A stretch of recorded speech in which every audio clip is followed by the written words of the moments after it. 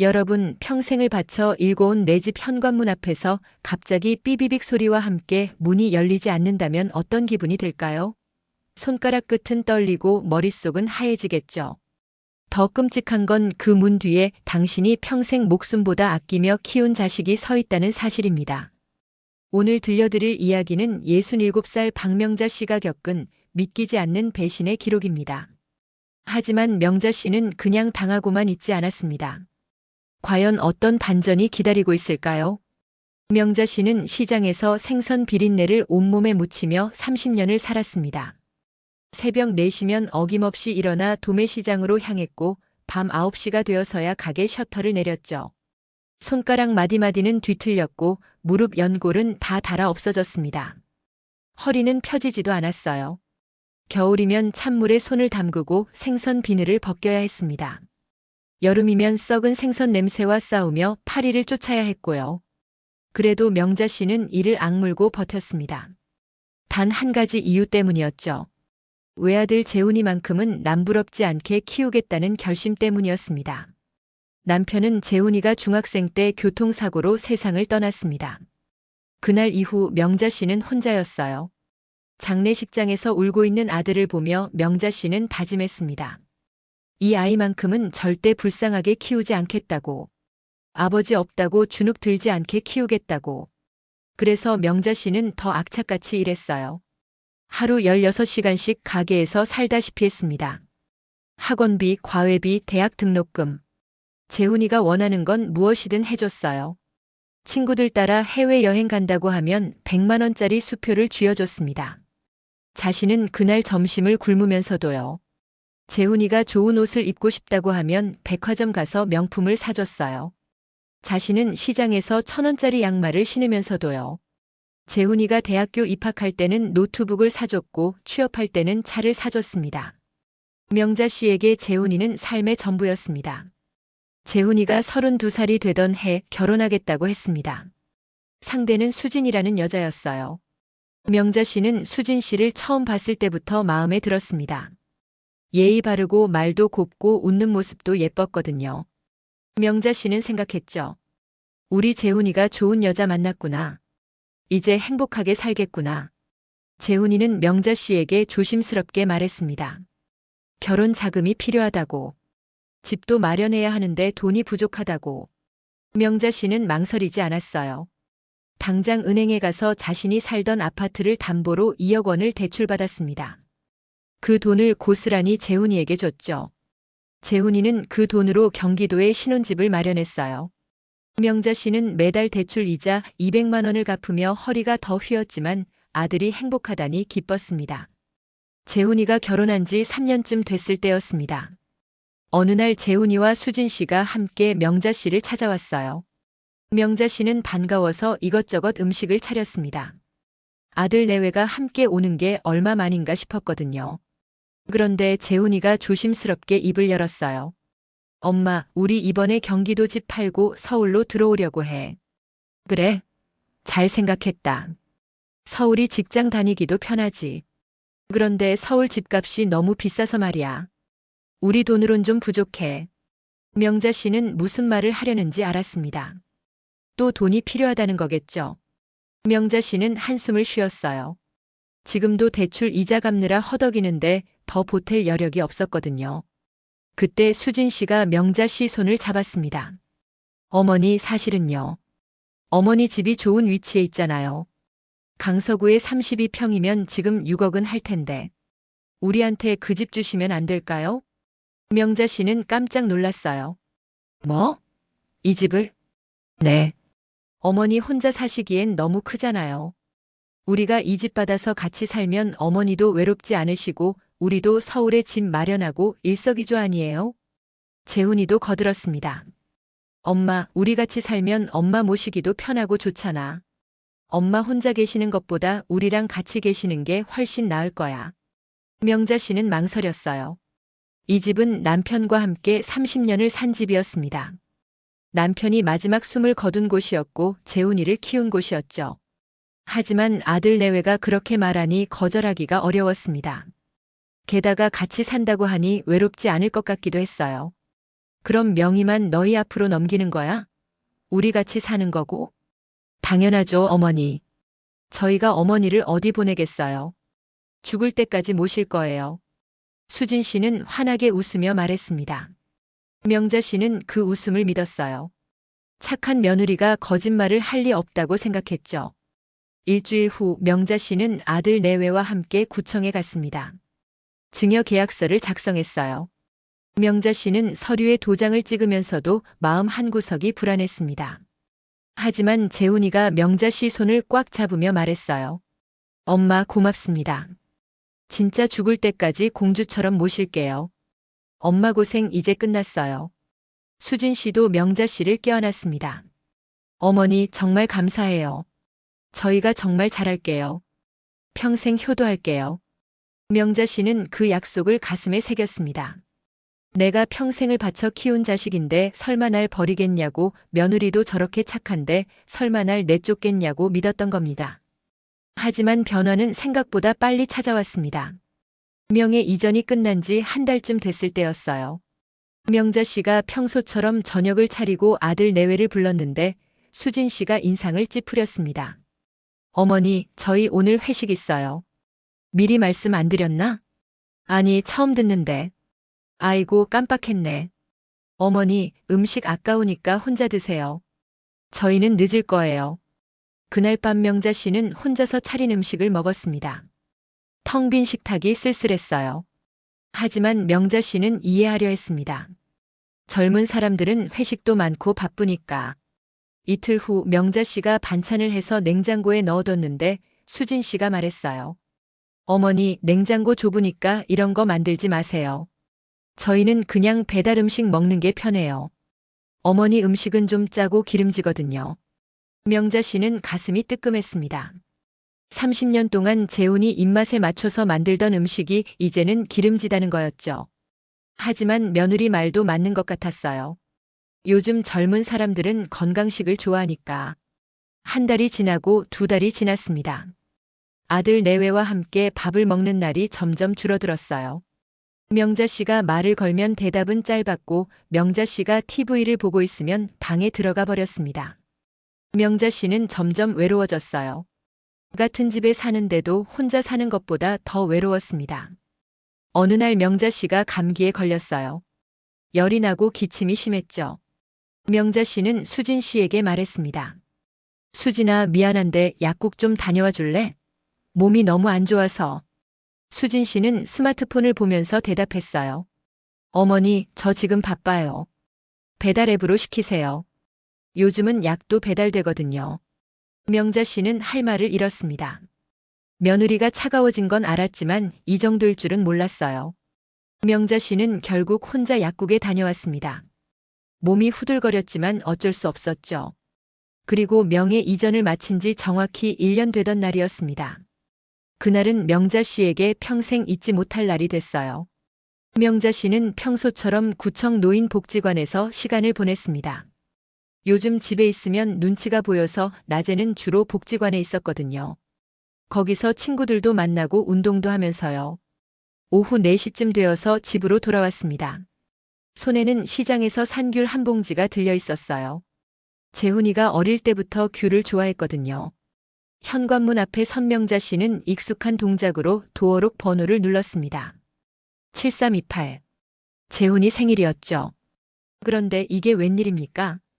삐비빅. 에러음이 울렸습니다. 명자 씨는 당황했어요. 내가 번호를 잘못 눌렀나? 손가락에 힘을 주고 다시 천천히 눌렀습니다. 7328. 삐비빅. 또 에러음이었습니다. 명자 씨의 가슴이 철렁 내려앉았어요. 설마 하는 불길한 예감이 스쳐 지나갔죠. 한 번 더, 이번엔 정말 정확하게 눌렀습니다. 삐비빅. 같은 소리였습니다. 명자 씨는 그제야 깨달았어요. 비밀번호가 바뀐 겁니다. 집 안에서는 분명 TV 소리가 들리는데 문은 열리지 않았죠. 명자 씨는 떨리는 손으로 문을 두드렸습니다. 재훈아? 재훈아, 안에 있니? 엄마야. 문 좀 열어줘. 비밀번호가 안 맞는데? 안에서 인기척이 들렸습니다. 발소리가 가까워졌어요. 하지만 문은 열리지 않았습니다. 명자 씨는 더 세게 두드렸어요. 재훈아, 엄마야, 문 열어줘. 한참을 두드린 끝에야 문이 살짝 열렸습니다. 하지만 문 뒤에 서 있는 건 아들이 아니라 며느리 수진 씨였어요. 수진 씨는 문을 반쯤만 열어놓은 채 명자 씨를 내려다봤습니다. 그녀의 얼굴엔 예전의 그 상냥한 미소가 없었습니다. 대신 차갑고 귀찮다는 표정이 역력했죠. 어머니. 수진 씨의 목소리는 건조했습니다. 여긴 왜 자꾸 오세요? 명자 씨는 귀를 의심했어요. 뭐? 왜 오냐니? 내가 사는 집인데 왜를 물어? 어머니, 이제 여긴 저희 집이에요. 명예 이전 다 끝난 거 벌써 잊으셨어요? 명자 씨는 할 말을 잃었습니다. 명희는 재훈이 앞으로 넘어갔지만 같이 살기로 한 거 아니었나요? 명자 씨는 떨리는 목소리로 말했어요. 그래도 우리 같이 살기로 했잖니. 재훈이는 어딨어? 재훈이 좀 바꿔줘. 재훈 오빠는 지금 없어요. 그리고 어머니. 수진 씨는 한 발짝 더 나와서 목소리를 낮췄습니다. 저희도 사생활이라는 게 있잖아요. 어머니가 맨날 집에 계시면 저희가 불편하단 말이에요. 앞으론 오시기 전에 미리 연락하고 오세요. 갑자기 오시면 곤란해요. 연락하고 오라고? 내 집인데? 어머니 집 아니에요. 이제 저희 집이에요. 법적으로 명의도 다 넘어갔고요. 수진 씨는 냉정하게 말했습니다. 그리고 비밀번호 바꾼 건 저희 보안 때문이니까 서운해하지 마세요. 요즘 세상이 얼마나 위험한데요. 어머니도 이해하시죠? 명자 씨는 눈앞이 캄캄해졌습니다. 수진아, 그럼 나는 어디서 자라고 그래? 어머니, 복지관에서 친구분들이랑 시간 보내시잖아요. 거기 괜찮으시잖아요. 아니면 찜질방도 있고요. 저희도 신혼인데 좀 이해해 주세요. 신혼? 결혼한 지 3년 넘었는데 무슨 신혼이야? 어머니, 목소리 낮추세요. 이웃들 다 듣잖아요. 창피하게. 수진 씨는 주위를 둘러보며 인상을 찌푸렸습니다. 아무튼 저 바빠서요. 다음부터는 꼭 미리 연락하고 오세요. 안 그러면 문 안 열어드릴 거예요. 쾅. 문이 거칠게 닫혔습니다. 명자 씨는 복도에 멍하니 서 있었어요. 손에 들린 귤 봉지가 무거웠습니다. 노란 귤 하나가 비닐을 뚫고 바닥으로 툭 떨어졌어요. 복도를 굴러가는 귤을 멍하니 바라보던 명자 씨의 눈에서 눈물이 주르륵 흘러내렸습니다. 이게 뭡니까? 내가 30년 동안 손에 물 한 방울 안 마른 날 없이 일해서 산 집인데. 내가 남편이랑 평생을 산 집인데. 내 아들을 키운 집인데. 이제 들어가려면 허락을 받아야 한다고요? 미리 연락하고 와야 한다고요? 명자 씨는 주저앉고 싶었어요. 하지만 참았습니다. 이웃들이 볼까봐. 명자 씨는 비틀거리며 계단을 내려갔어요. 엘리베이터를 탈 기력도 없었습니다. 한층 한층 내려가는데 다리가 후들거렸죠. 아파트를 나온 명자 씨는 어디로 가야 할지 몰랐습니다. 갈 곳이 없었어요. 친구 집에 가기엔 자존심이 상했고 찜질방에 가기엔 돈이 아까웠습니다. 명자 씨는 그냥 걸었어요. 목적지도 없이 그냥 걸었습니다. 2시간쯤 걸었을까요? 명자 씨는 작은 공원 벤치에 앉았어요. 해가 지고 있었습니다. 겨울 해는 참 빨리 지네요. 추워졌습니다. 명자 씨는 얇은 외투를 여미며 떨었어요. 배도 고팠습니다. 점심을 안 먹었거든요. 명자 씨는 가방에서 핸드폰을 꺼냈습니다. 재훈이에게 전화를 걸었어요. 따르릉, 따르릉. 고객님의 요청에 의해 수신이 거부되었습니다. 자동 응답 메시지만 들렸습니다. 명자 씨는 다시 걸었어요. 같은 메시지였죠. 3번, 4번, 5번. 10번을 걸어도 마찬가지였어요. 재훈이가 명자 씨 전화번호를 차단한 겁니다. 자기 엄마 전화를요. 명자 씨는 핸드폰을 무릎 위에 떨어뜨렸어요. 그리고 울었습니다. 소리내서 울었어요. 공원에 사람이 없어서 다행이었습니다. 명자 씨는 30분 넘게 울었어요. 눈물이 마를 때까지 울었습니다. 해가 완전히 졌습니다. 가로등이 켜졌어요. 명자 씨는 벤치에서 일어났습니다. 이대로 있을 순 없었죠. 명자 씨는 결국 가까운 찜질방으로 향했어요. 10,000원을 내고 들어갔습니다. 뜨거운 황토방에 누웠지만 몸은 따뜻해지지 않았어요. 마음이 너무 차가웠거든요. 그날 밤 명자 씨는 잠을 이루지 못했습니다. 천장만 바라보며 생각했어요. 내가 뭘 잘못한 걸까? 내가 재훈이를 어떻게 키웠는데? 밤을 새워 기저귀 갈아주고 아플 때 업고 병원 뛰어가고 학교 운동회 때 새벽부터 일어나 김밥 싸주고. 그렇게 키운 자식이 이럴 수가 있나? 새벽 5시쯤 됐을 때 명자 씨는 결심했어요. 이대로는 안 되겠다고. 가만히 당하고만 있을 순 없다고. 명자 씨는 30년 동안 시장 바닥에서 구른 사람이었습니다. 호구가 아니었어요. 명자 씨에게는 아들도 며느리도 절대 모르는 비장의 카드가 있었습니다. 명자 씨는 찜질방을 나와 곧장 은행으로 향했어요.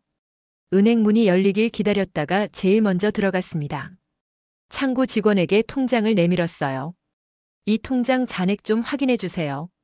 직원은 통장을 받아들더니 눈이 커졌습니다. 어머니, 잔액이 2억 3천만 원이 맞으세요?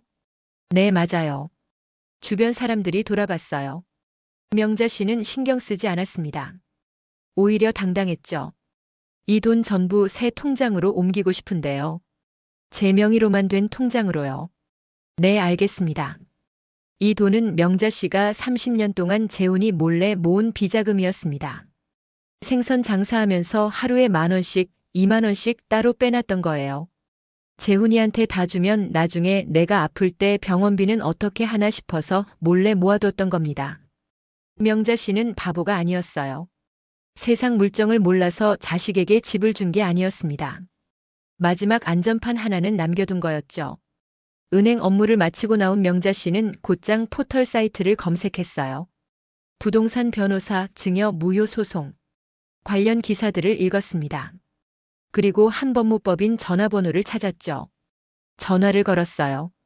여보세요, 거기 증여 무효 소송하는 곳 맞나요? 네, 맞습니다. 어떤 일로 연락하셨나요? 상담 받고 싶은데요. 제가 아들한테 집을 줬는데 아들이 저를 내쫓았어요. 집을 되찾고 싶어요. 아, 그러시군요. 언제 방문 가능하세요? 지금 당장 가도 돼요? 네, 괜찮습니다. 주소 알려드릴게요. 명자 씨는 주소를 받아 적고 곧장 택시를 탔어요. 법무법인은 강남에 있었습니다. 30분쯤 걸렸죠. 명자 씨는 택시비 3만 원을 아깝다고 생각하지 않았어요. 지금은 그럴 때가 아니었으니까요. 법무법인 사무실에 들어서니 젊은 여자 변호사가 맞아줬어요. 어르신 앉으세요. 자세한 상황 좀 들어볼게요. 명자 씨는 처음부터 끝까지 이야기했습니다. 집을 증여한 경위, 같이 살기로 한 약속, 비밀번호 변경, 문전 박대당한 일, 전화 차단당한 일. 모든 걸 털어놨어요. 변호사는 고개를 끄덕이며 메모했습니다. 어르신, 혹시 증거가 있으세요?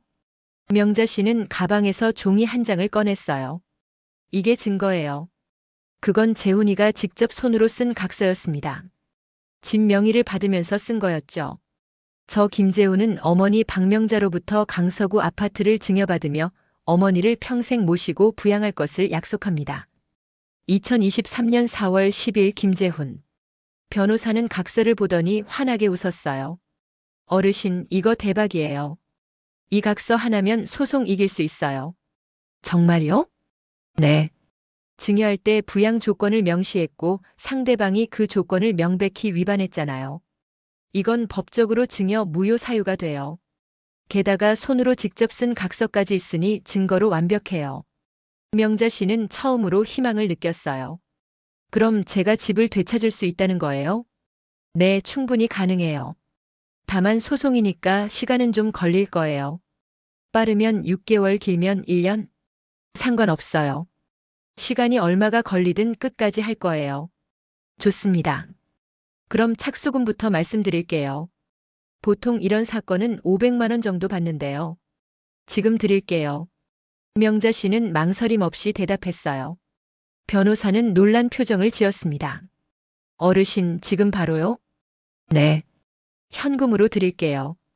명자 씨는 가방에서 봉투를 꺼냈어요. 아까 은행에서 찾아온 현금이었습니다. 500만 원을 세어서 건넸죠. 변호사는 감탄했어요. 어르신 준비성이 대단하시네요. 변호사님, 나 30년 동안 시장 바닥에서 구른 사람이에요. 호구 아니에요. 명자 씨의 눈빛은 단호했습니다. 변호사는 고개를 끄덕이며 영수증을 끊어줬어요. 알겠습니다, 어르신. 제가 최선을 다해서 도와드릴게요. 일주일 안에 소장 작성해서 접수하겠습니다. 고맙습니다. 명자 씨는 법무법인을 나서며 가슴이 뻥 뚫리는 기분을 느꼈어요. 이틀 동안 쌓였던 억울함과 분노가 조금 풀리는 것 같았습니다. 그날 저녁 명자 씨는 옛 친구 순이 언니를 만났어요. 순이 언니는 같은 시장에서 20년을 함께 장사했던 동료였습니다. 명자 씨는 그간의 일을 모두 털어놨어요. 순이 언니는 분노로 떨었습니다. 이런 개자식이 어딨어? 명자야, 잘 결심했어. 끝까지 싸워. 그런 놈은 혼내줘야 해. 언니, 나 무섭긴 해. 그래도 내 자식인데. 무슨 소리야? 그 자식이 너한테 뭐 했는데? 집에서 쫓아냈잖아. 그게 자식이 할 짓이야? 순이 언니는 명자 씨 손을 꽉 잡았어요. 명자야, 흔들리지 마. 내가 잘못한 거 하나도 없어. 오히려 너무 잘해줘서 탈이야. 이제 내 인생 살아. 재훈이 위한 인생 말고. 언니, 울지 마. 울 시간에 힘내. 소송 이겨서 그 집 되찾아. 알았지? 응, 알았어. 이틀 후 명자 씨는 순이 언니 집에 얹혀 살기 시작했어요. 찜질방에서 계속 지낼 순 없었으니까요. 순이 언니는 흔쾌히 받아줬습니다. 그리고 일주일 후 변호사에게서 연락이 왔어요. 어르신, 소장 작성 다 됐어요. 내일 법원에 접수할게요. 고맙습니다, 변호사님. 아, 그리고 어르신. 가처분 신청도 함께 할게요. 가처분이요? 네. 아드님이 그 집을 함부로 팔지 못하게 묶어두는 거예요. 혹시 모르니까요. 아, 그거 좋네요. 그것도 해주세요. 다음 날 법원에 소장이 접수됐습니다. 그리고 이틀 후 재훈이 집으로 소장 사본이 배달됐어요. 재훈이는 퇴근하고 집에 와서 등기우편을 받았습니다. 뜯어보고는 얼굴이 하얘졌어요. 여보, 이것 봐. 엄마가 소송 걸었어. 수진 씨가 달려와서 소장을 빼앗아 읽었습니다. 얼굴이 굳어졌죠. 오빠, 이거 진짜야? 증여 무효 소송이라고. 그러게. 이게 말이 돼?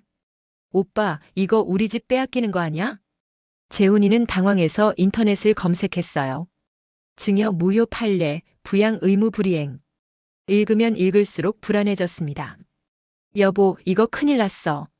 진짜 질 수도 있겠는데? 뭐? 무슨 소리야? 명예 이전 다 끝났잖아. 그게 부양 조건으로 증여받았으면 그 조건 안 지키면 무효가 될 수 있대. 수진 씨는 급하게 명자 씨에게 전화를 걸었어요. 차단을 풀고요. 하지만 이번엔 명자 씨가 전화를 받지 않았습니다. 어머니, 저예요. 전화 좀 받아요. 우리 이야기 좀 해요. 문자를 보냈지만 답장은 없었어요. 재훈이도 전화했지만 마찬가지였습니다. 엄마, 제발. 소송 취하해줘. 우리 잘못했어. 하지만 명자 씨는 응답하지 않았어요. 명자 씨는 순이 언니 집에서 조용히 웃고 있었습니다. 언니, 재훈이가 전화 20통도 넘게 했어. 받지 마. 이제 시작인데 뭘. 응, 안 받을 거야. 법정에서 보자고 할 거야. 명자 씨는 핸드폰을 꺼버렸어요. 그리고 창밖을 바라봤습니다. 하늘이 참 맑았어요. 오랜만에 가슴이 시원했습니다. 재훈이는 점점 초조해졌어요. 변호사 상담을 받았는데 상황이 좋지 않다는 거였죠. 수진 씨는 재훈이를 다그쳤습니다. 오빠, 어떡해. 우리 집 잃는 거야? 나도 몰라. 변호사가 합의하라는데. 합의? 시어머니가 받아줄 것 같아? 그래도 해봐야지. 다른 방법이 없잖아. 재훈이는 명자 씨가 있을 만한 곳을 찾아다녔습니다. 복지관, 시장, 친구집. 하지만 명자 씨는 어디에도 없었어요.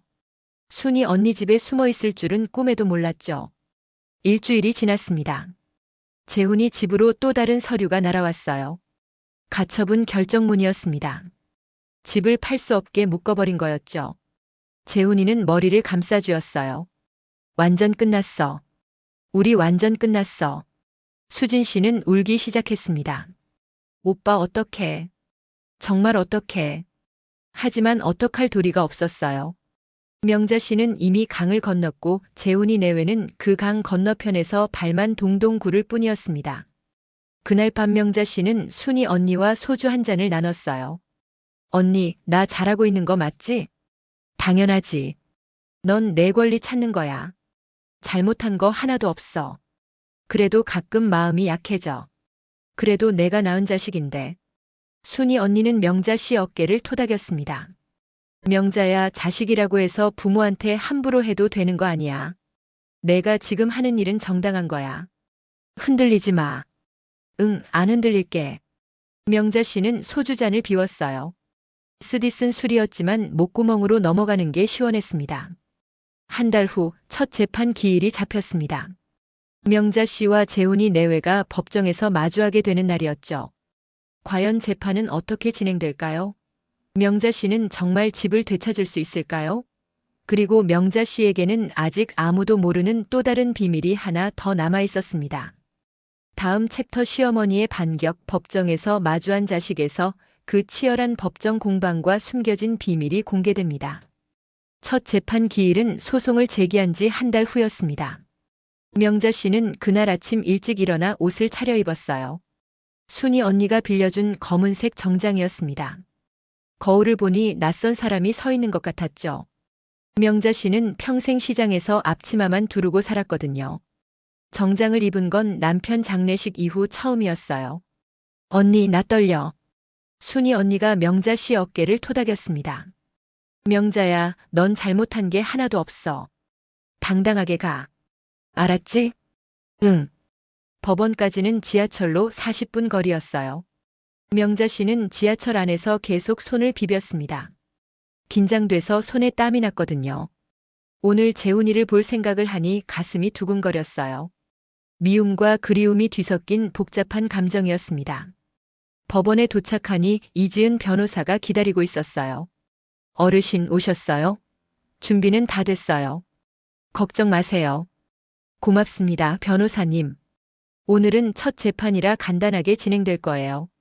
양측 주장 듣고 증거 제출하고 다음 기일 잡는 정도요. 너무 긴장 안 하셔도 돼요. 하지만 명자 씨는 긴장을 풀 수가 없었어요. 곧 재훈이를 볼 거니까요. 재판정 앞 복도에서 기다리는데 저 멀리서 재훈이 내외가 나타났습니다. 재훈이는 명자 씨를 보자마자 고개를 숙였어요. 수진 씨는 눈을 피했고요. 명자 씨는 그들을 똑바로 쳐다봤습니다. 떨리는 마음을 억지로 눌렀죠. 재훈이가 조심스럽게 다가왔어요. 엄마. 명자 씨는 대답하지 않았습니다. 그저 차갑게 바라볼 뿐이었죠. 재훈이는 할 말을 잃고 물러섰어요.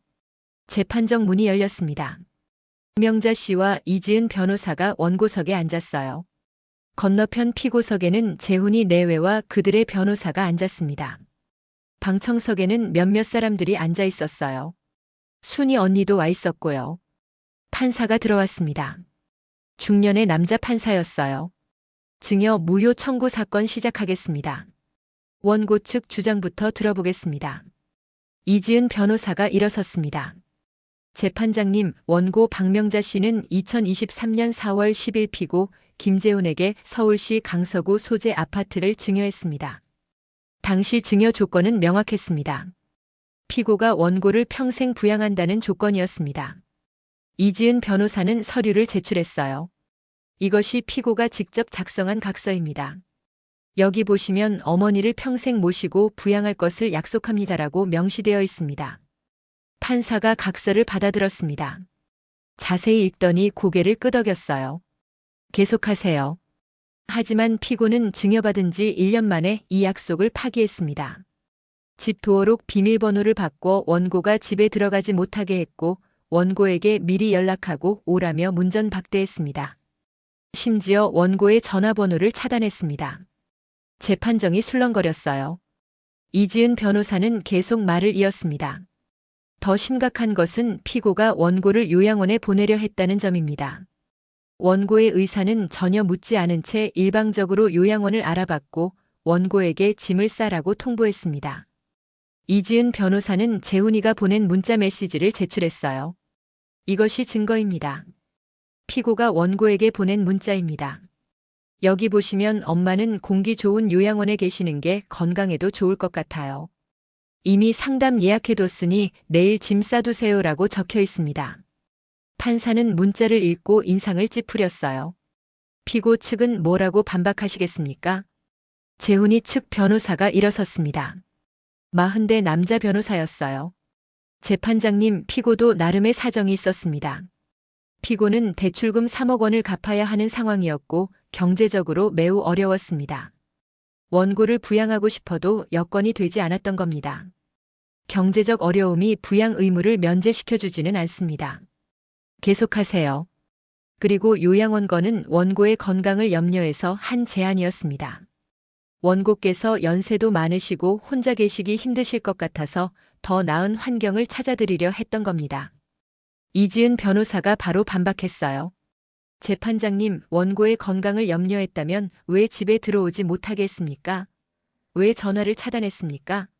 이것이 건강을 염려하는 자식의 행동입니까? 재판정이 다시 술렁거렸어요. 재훈이는 고개를 숙인 채 아무 말도 하지 못했습니다. 판사가 물었습니다. 피고 직접 말씀해 보세요. 왜 어머니를 집에 못 들어오게 했습니까? 재훈이는 떨리는 목소리로 대답했어요. 그게 저희도 사생활이 필요했고. 사생활이요? 어머니와 함께 사시기로 약속하셨으면서요? 죄송합니다. 판사는 한숨을 쉬었어요. 그리고 서류를 넘기며 말했습니다. 오늘은 여기까지 하겠습니다. 다음 기일에는 증인 신문을 진행하겠습니다. 원고 측은 증인 명단 제출하세요. 네, 재판장님. 첫 재판이 끝났습니다. 명자 씨는 재판정을 나서며 가슴을 쓸어내렸어요. 생각보다 잘 진행된 것 같았습니다. 복도에서 재훈이가 명자 씨를 가로막았어요. 엄마, 잠깐만. 우리 이야기 좀 하자. 할 말 없어. 엄마, 제발. 나 정말 잘못했어. 소송 취하해줘. 응? 우리 집 없으면 정말 갈 데가 없어. 명자 씨는 아들을 똑바로 봤습니다. 재훈아, 너 나를 쫓아낼 때 내가 갈 데 있었던 것 같아? 나는 찜질방 전전했어. 친구 집에 얹혀 살고 있어. 넌 그때 생각 안 했잖아. 엄마, 그건. 이제 와서 불쌍한 척하지 마. 법정에서 보자. 명자 씨는 돌아섰습니다. 뒤에서 재훈이가 소리쳤어요. 엄마, 엄마도 너무한 거 아니야? 나 당신 아들이잖아. 명자 씨는 걸음을 멈췄습니다. 천천히 돌아서서 아들을 봤어요. 재훈아, 너 내 아들 맞아. 맞는데 말이야. 아들이면 엄마한테 그렇게 하면 안 되는 거야. 넌 선 넘었어. 명자 씨는 다시 돌아서서 걸어갔습니다. 이번엔 뒤돌아보지 않았어요. 법원을 나온 명자 씨는 순이 언니와 함께 근처 식당으로 갔어요. 순이 언니가 소주를 주문했습니다. 명자야, 오늘 잘했어.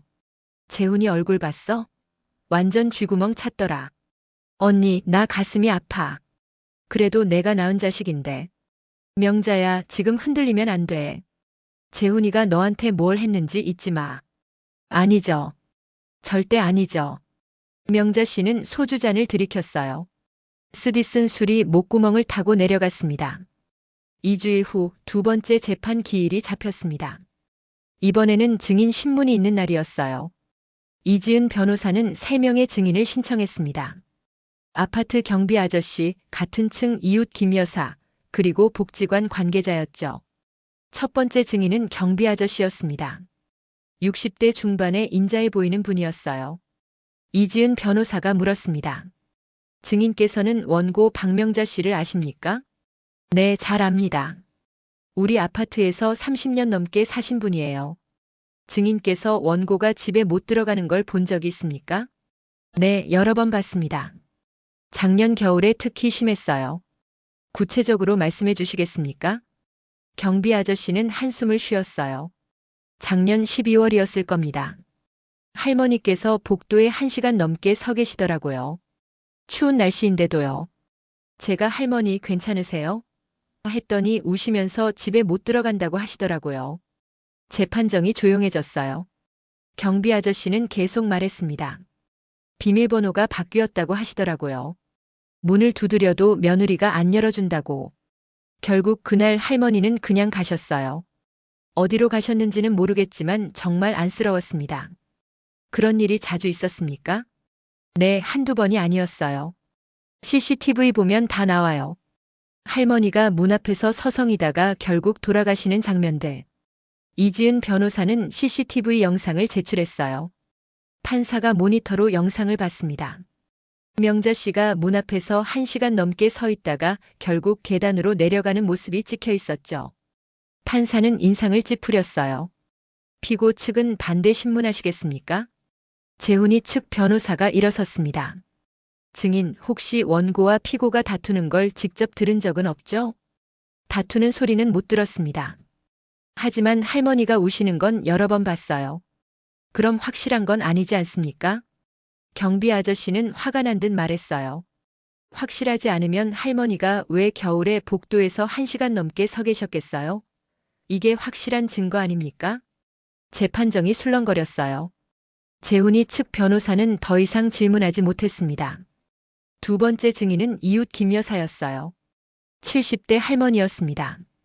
증인께서는 피고 며느리가 원고에게 하는 말을 들은 적이 있습니까? 네, 여러 번 들었어요. 벽이 얇아서 옆집 소리가 다 들려요. 어떤 말을 들으셨습니까? 김 여사는 고개를 저으며 말했어요. 며느리가 소리 지르는 거 들었어요. 왜 자꾸 오시냐, 미리 연락하고 오라, 우리도 사생활이 있다, 이런 식으로요. 목소리가 얼마나 차갑던지. 그럴 때 원고는 뭐라고 하셨습니까? 명자 씨는 거의 말이 없으셨어요. 그냥 우시는 소리만 들렸어요. 가끔 미안하다 하시는 소리도 들렸고요. 김 여사의 목소리가 떨렸어요.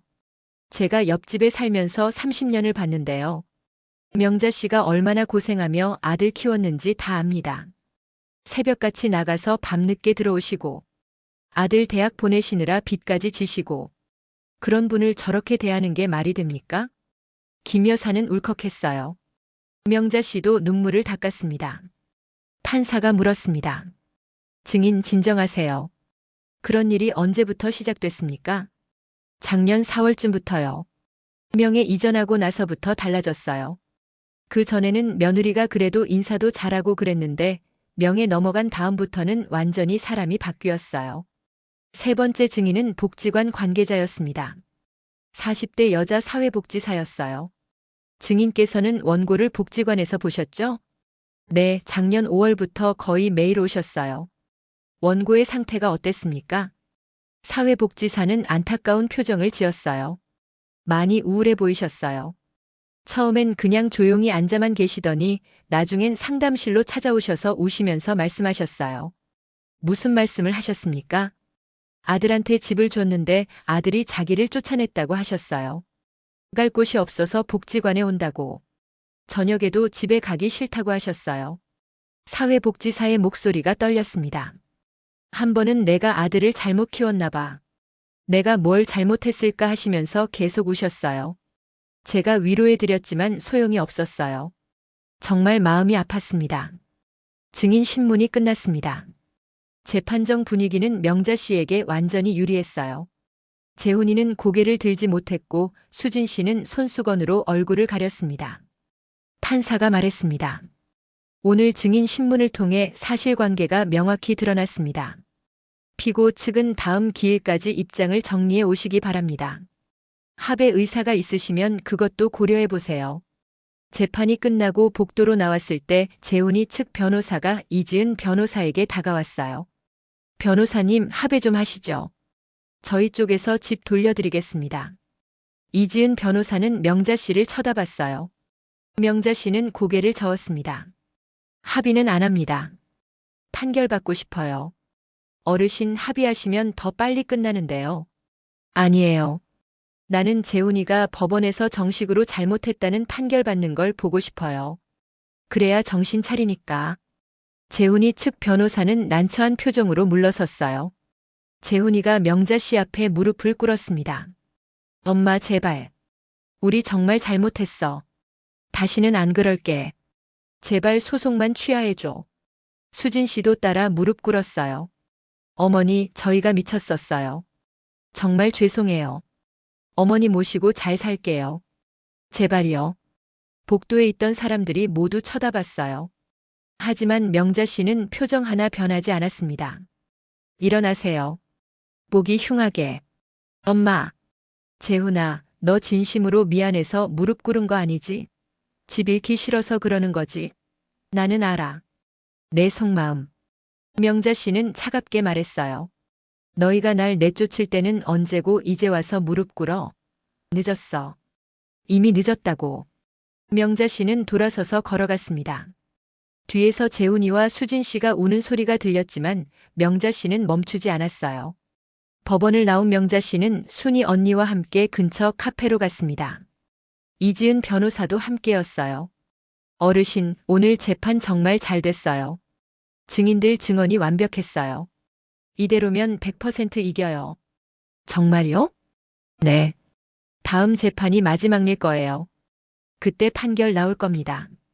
명자 씨는 처음으로 환하게 웃었어요. 고맙습니다, 변호사님. 정말 고맙습니다. 저야말로 어르신 같은 분 만나서 보람 있어요. 요즘 이런 사건 정말 많거든요. 자식한테 재산 다 줬다가 버림받는 노인분들. 그렇게 많아요? 네, 정말 많아요. 근데 대부분 포기하세요. 소송할 엄두를 못 내시거나 자식이라는 이유로 참으시거나 어르신처럼 용기 내서 싸우시는 분이 드물어요. 명자 씨는 숙연해졌어요. 나도 무서웠어요. 근데 안 싸우면 평생 후회할 것 같았어요. 순이 언니가 명자 씨 손을 잡았습니다. 명자야, 넌 정말 잘하고 있어. 자랑스러워. 그날 밤 명자 씨는 오랜만에 편히 잠들었어요. 악몽도 없이 깊은 잠을 잤습니다. 한 달 후 마지막 재판 기일이 왔습니다. 판결이 선고되는 날이었어요. 명자 씨는 그날도 정장을 입고 법원에 갔습니다. 재판정은 사람들로 가득했어요. 이 사건이 언론에 보도되면서 많은 사람들이 관심을 가졌거든요. 판사가 들어왔습니다. 재판정이 조용해졌어요. 증여 무효 청구 사건 판결을 선고하겠습니다. 판사는 판결문을 펼쳤습니다. 주문. 피고는 원고에게 서울시 강서구 소재 아파트를 반환하라. 재판정이 술렁거렸어요. 재훈이는 고개를 떨구었고 수진 씨는 울음을 터뜨렸습니다. 판사는 계속 판결문을 읽었어요. 이유. 증여 계약 당시 원고와 피고 사이에는 부양을 조건으로 하는 명확한 약속이 있었다. 피고가 직접 작성한 각서를 통해 이를 확인할 수 있다.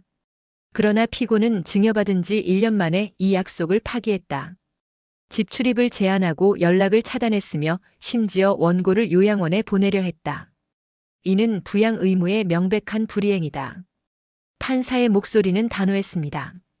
본 법원은 이 사건을 통해 자식의 도리에 대해 깊이 생각하게 됐다. 부모의 재산을 탐하면서 부모는 버리는 행위, 이는 법적으로도 도덕적으로도 용납될 수 없다.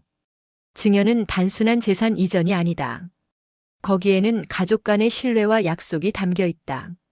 피고는 그 신뢰를 저버렸다. 판사는 재훈이를 쳐다봤어요. 피고는 깊이 반성하기 바란다. 그리고 이 판결이 비슷한 처지에 있는 많은 노인분들에게 희망이 되기를 바란다. 의상 선고한다. 쾅. 판사가 의사봉을 내리쳤습니다. 재판이 끝났어요. 명자 씨는 이겼습니다. 방청석에서 박수 소리가 터져 나왔어요. 순이 언니는 울면서 환호했고 복지관 친구들도 손뼉을 쳤습니다. 명자 씨는 그 자리에 멍하니 앉아 있었어요. 믿기지 않았거든요. 정말 이긴 거였습니다. 이지은 변호사가 명자 씨를 껴안았어요. 어르신 이겼어요. 정말 이겼어요. 고맙습니다. 정말 고맙습니다. 명자 씨는 울었습니다. 기쁨의 눈물이었지만 동시에 슬픔의 눈물이기도 했어요.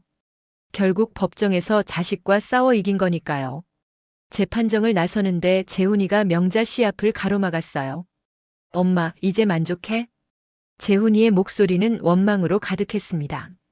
나 완전히 망하게 만들어서 기분 좋아? 명자 씨는 아들을 똑바로 봤어요. 재훈아, 너 스스로 망한 거야. 내가 망하게 만든 게 아니라. 엄마가 집만 안 빼앗으면 되잖아. 그 집은 애초에 내 거였어. 내가 30년 피땀 흘려 산 거라고. 내가 1년 동안 가진 거 자체가 도둑질이었어. 명자 씨는 한 발짝 다가갔어요. 재훈아, 너 이제 알아야 해. 부모는 내 ATM이 아니야. 내 부동산도 아니고. 우린 사람이야. 존중받아야 할 사람이라고. 재훈이는 대답하지 못했어요. 수진 씨가 명자 씨 앞에 무릎을 꿇었습니다. 어머니, 제발요. 우린 정말 갈 데가 없어요. 제발 집만은. 일어나세요. 명자 씨의 목소리는 차가웠습니다. 당신들한테 빌 시간에 가서 일이나 더 하세요. 돈 벌어서 빚 갚으세요. 그게 정상이에요. 남의 집 빼앗아서 사는 게 아니라. 명자 씨는 그들을 뒤로하고 법원을 나섰습니다. 순이 언니가 기다리고 있었어요. 명자야, 정말 잘했어.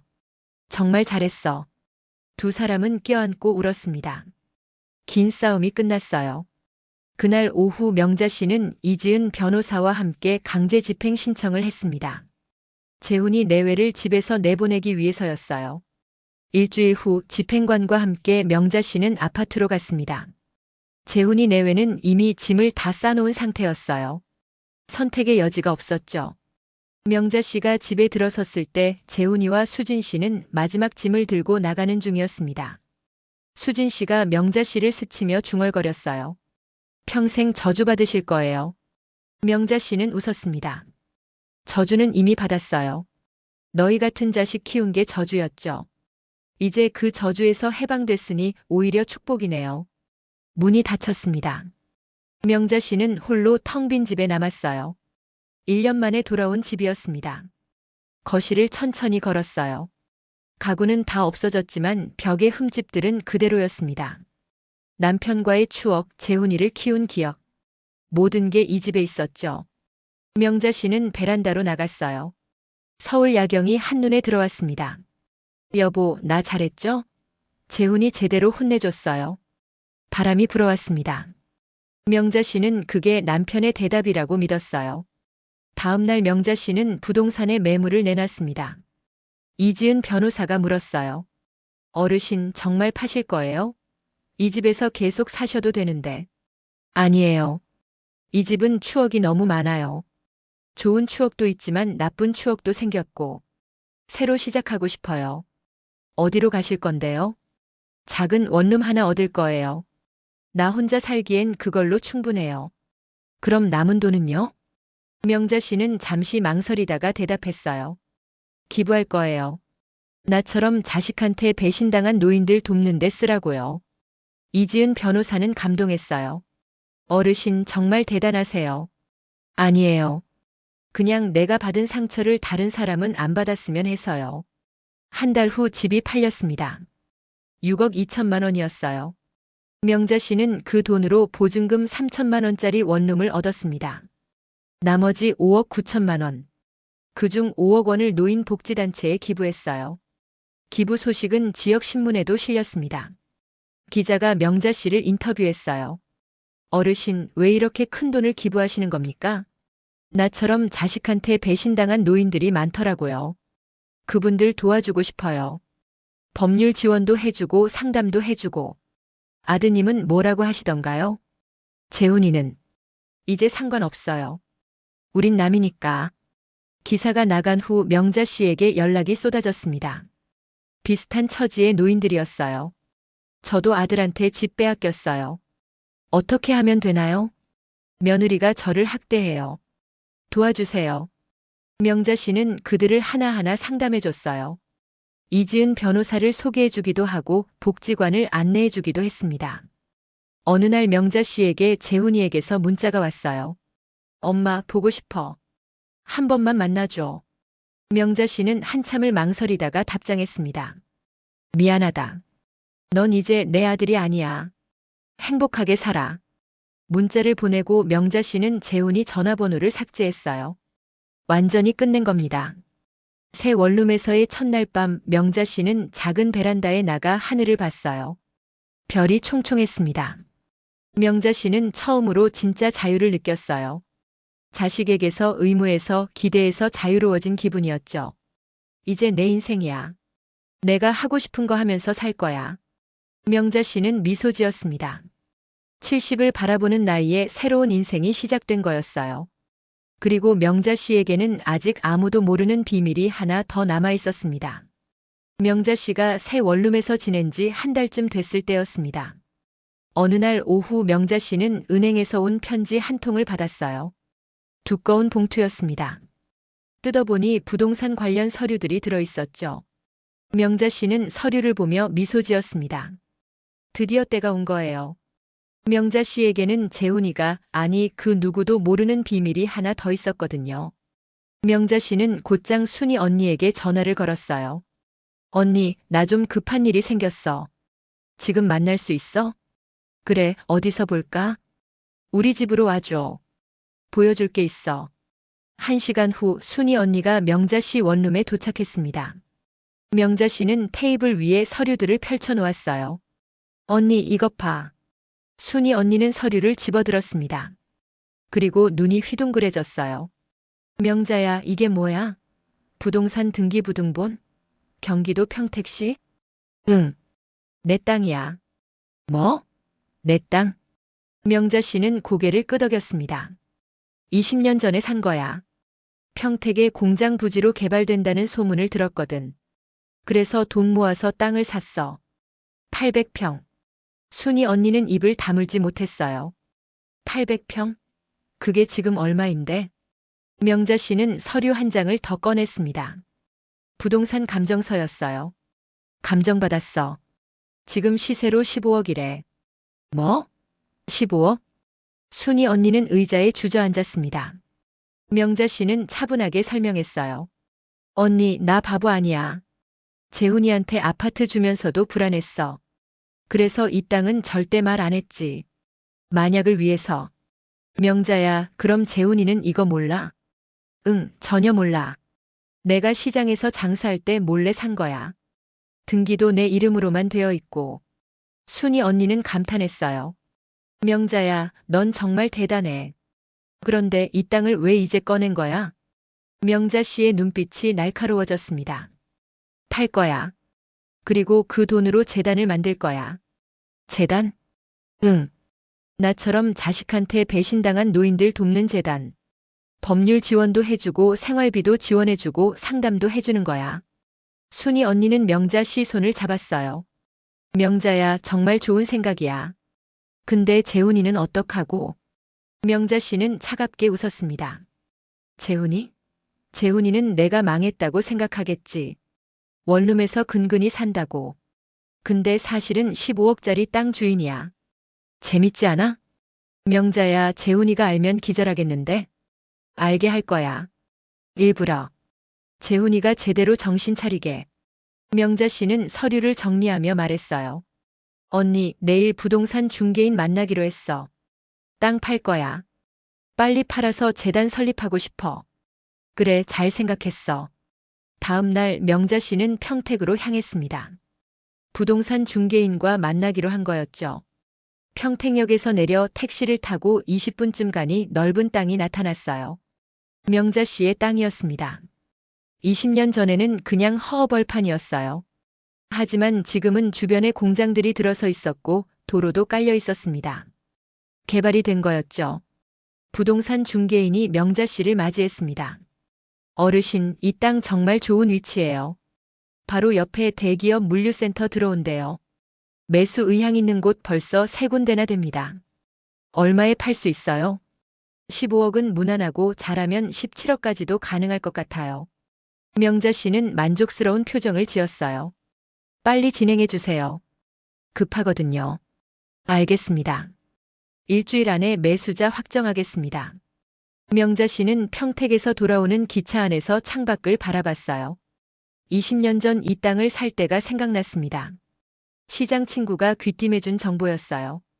평택이 개발된다고. 명자 씨는 그때 가지고 있던 돈 4천만 원을 전부 털어 이 땅을 샀죠. 재훈이 대학 등록금도 아끼고 자기 생활비도 줄여가며 모은 돈이었어요. 그때 잘 샀어. 이 땅이 내 마지막 보험이 될 줄 알았으니까. 명자 씨는 자신의 선택이 옳았다고 생각했습니다. 일주일 후 부동산 중개인에게서 연락이 왔어요. 어르신 매수자 나왔습니다. 16억 5천에 사겠답니다. 좋아요. 계약 진행해 주세요. 네, 다음 주에 계약하시면 됩니다. 명자 씨는 전화를 끊고 깊은 숨을 쉬었어요. 16억 5천만 원. 상상도 못할 큰 돈이었습니다. 명자 씨는 이 돈을 어떻게 쓸지 이미 계획해뒀어요. 첫째, 재단 설립 비용으로 10억 원. 둘째, 본인 노후 자금으로 3억 원. 셋째, 순이 언니와 복지관 친구들에게 감사 인사로 1억 원. 넷째, 나머지 2억 5천만 원은 추가 기부. 재훈이 몫은 한 푼도 없었습니다. 계약일이 다가왔습니다. 명자 씨는 평택의 법무사 사무실에서 매수자와 만났어요. 중년의 사업가였습니다. 계약서에 도장을 찍고 잔금이 명자 씨 통장으로 입금됐어요. 입금 확인됐습니다. 16억 5천만 원 정확합니다. 명자 씨는 통장을 보며 떨리는 손을 가만히 내려다봤어요. 30년 동안 시장에서 악착같이 일한 결과가 이거였습니다. 감사합니다. 제가 더 감사하죠. 좋은 땅 파시고 행복하세요. 명자 씨는 서울로 돌아왔습니다. 그리고 곧장 변호사 사무실로 향했어요. 이지은 변호사가 반갑게 맞아줬습니다. 어르신, 무슨 일로 오셨어요? 재단 만들고 싶어요. 재단요? 명자 씨는 자초지종을 설명했어요. 평택 땅 이야기 16억 5천만 원, 그리고 재단 설립 계획까지. 이지은 변호사는 감동했습니다. 어르신 정말 대단하세요. 그런 땅이 있었다니. 변호사님, 재단 만드는 거 도와주실 수 있어요? 당연하죠. 제가 꼭 도와드릴게요. 이지은 변호사는 곧장 재단 설립 절차를 설명했어요. 서류 준비, 법인 등록, 이사회 구성 등등. 명자 씨는 하나하나 메모했습니다. 재단 이름은 정하셨어요? 명자 씨는 잠시 생각하다가 대답했어요. 늦은 용기 재단이요. 늦었지만 용기 내서 싸운 노인들을 기억하자는 뜻이에요. 정말 좋은 이름이에요. 한 달 후 재단 설립 허가가 났습니다. 명자 씨는 재단 이사장이 됐어요. 이지은 변호사는 법률 고문이 됐고 순이 언니는 상담 이사가 됐습니다. 복지관 사회복지사도 합류했어요. 재단 사무실은 작았습니다. 강서구의 작은 오피스텔 한 칸이었어요. 하지만 명자 씨는 만족했습니다. 여기서 시작하는 거야. 작게 시작해서 크게 키우는 거지. 재단 설립 소식은 언론에도 보도됐습니다. 지역신문에 기사가 실렸어요.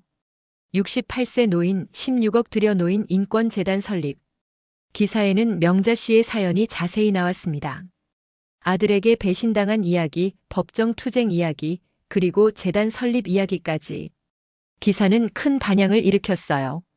댓글창은 응원으로 가득했습니다. 명자 씨 정말 멋지십니다. 존경합니다. 저희 어머니도 오빠한테 비슷한 일 당하셨는데 이 기사 보여드려야겠어요. 이런 재단이 더 많아져야 해요. 노인 학대는 범죄입니다. 하지만 누가 이 기사를 더 충격적으로 받았을까요? 바로 재훈이었습니다. 재훈이는 휴대폰으로 기사를 보다가 얼어붙었어요. 어머니가 16억짜리 땅을 가지고 있었다고. 그리고 그 돈으로 재단을 만들었다고. 여보, 이것 봐. 재훈이는 수진 씨를 불렀습니다. 수진 씨도 기사를 읽고 입을 떡 벌렸어요. 오빠, 이게 무슨 소리야? 시어머니가 16억이 있었다고. 그러게. 나도 처음 들었어. 재훈이는 머리를 감싸쥐었습니다. 자신은 어머니가 가난하다고 생각했어요. 원룸에서 근근히 산다고 생각했죠. 하지만 어머니는 16억을 가지고 있었던 겁니다. 오빠, 그럼 우리가 잘했으면 그 돈 받을 수 있었던 거 아니야? 그러게. 재훈이는 후회가 밀려왔어요. 만약 어머니를 잘 모셨다면, 만약 집에서 쫓아내지 않았다면 그 16억 중 일부라도 받을 수 있었을 텐데. 오빠, 지금이라도 가서 빌어보자. 시어머니한테. 가봤자 소용없어. 엄마는 이미 날 포기했어. 재훈이는 무력하게 소파에 주저앉았어요. 수진 씨는 재훈이를 다그쳤습니다. 그래도 가봐야지. 그냥 포기할 거야? 알았어. 가볼게. 다음 날 재훈이는 재단 사무실을 찾아갔습니다. 사무실 문을 열자 명자 씨가 책상에 앉아 있었어요. 서류를 정리하고 있었죠. 엄마. 명자 씨는 고개를 들었습니다. 재훈이를 보고도 표정이 변하지 않았어요. 무슨 일이야? 엄마, 나 기사 봤어. 평택에 땅이 있었다며? 그래, 있었어. 명자 씨는 담담하게 대답했습니다. 왜 나한테 말 안 했어? 너한테 왜 말해야 하는데? 엄마, 나 내 아들이잖아. 명자 씨는 차갑게 웃었어요. 재훈아, 넌 날 집에서 쫓아낼 때 내가 내 엄마라는 거 생각했어? 안 했잖아. 그럼 나도 이제 내가 내 아들이라고 생각 안 해. 엄마. 그리고 솔직히 말해봐. 너 지금 땅 얘기 듣고 돈 달라고 하러 온 거지? 재훈이는 할 말을 잃었어요. 명자 씨는 전곡을 찌른 거였습니다. 재훈아, 너 평생 나한테서 뭘 받기만 했어. 주는 건 한 번도 없었지. 이제 그만해. 나도 내 인생 살 거야. 엄마, 근데 16억은 너무 큰 돈 아냐? 조금만 나한테 줘. 응? 5억만. 아니, 3억만. 명자 씨는 고개를 저었습니다. 안 돼. 한 푼도 안 줘. 이 돈은 나처럼 고통받는 노인들 돕는 데 쓸 거야. 내가 나한테 한 짓을 다른 노인들은 안 당했으면 해서. 엄마. 재훈이는 소리쳤어요. 하지만 명자 씨는 꿈쩍도 하지 않았습니다. 나가줄래? 바쁘거든. 엄마, 제발. 나 지금 정말 힘들어. 빚도 3억이나 되고 집도 없고. 제발 좀 도와줘. 명자 씨는 서류에서 눈을 떼지 않은 채 말했어요. 재훈아, 내가 만든 인생이야. 내가 책임져. 나한테 기대지 말고. 엄마가 그렇게 매정할 수 있어? 명자 씨는 마침내 재훈이를 똑바로 봤어요. 매정? 재훈아, 넌 나한테 얼마나 매정했는데? 날 집에서 쫓아내고 전화 차단하고 요양원 보내려 했잖아. 그게 매정한 거 아니야?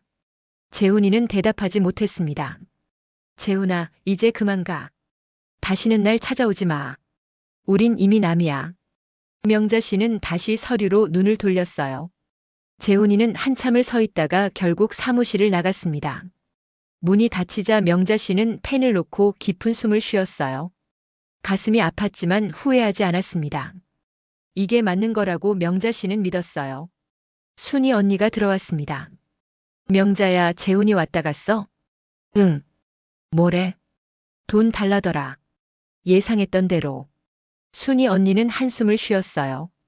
그 자식 정말 끝까지 그러는구나. 언니, 나 제대로 했지? 당연하지. 넌 잘못한 거 하나도 없어.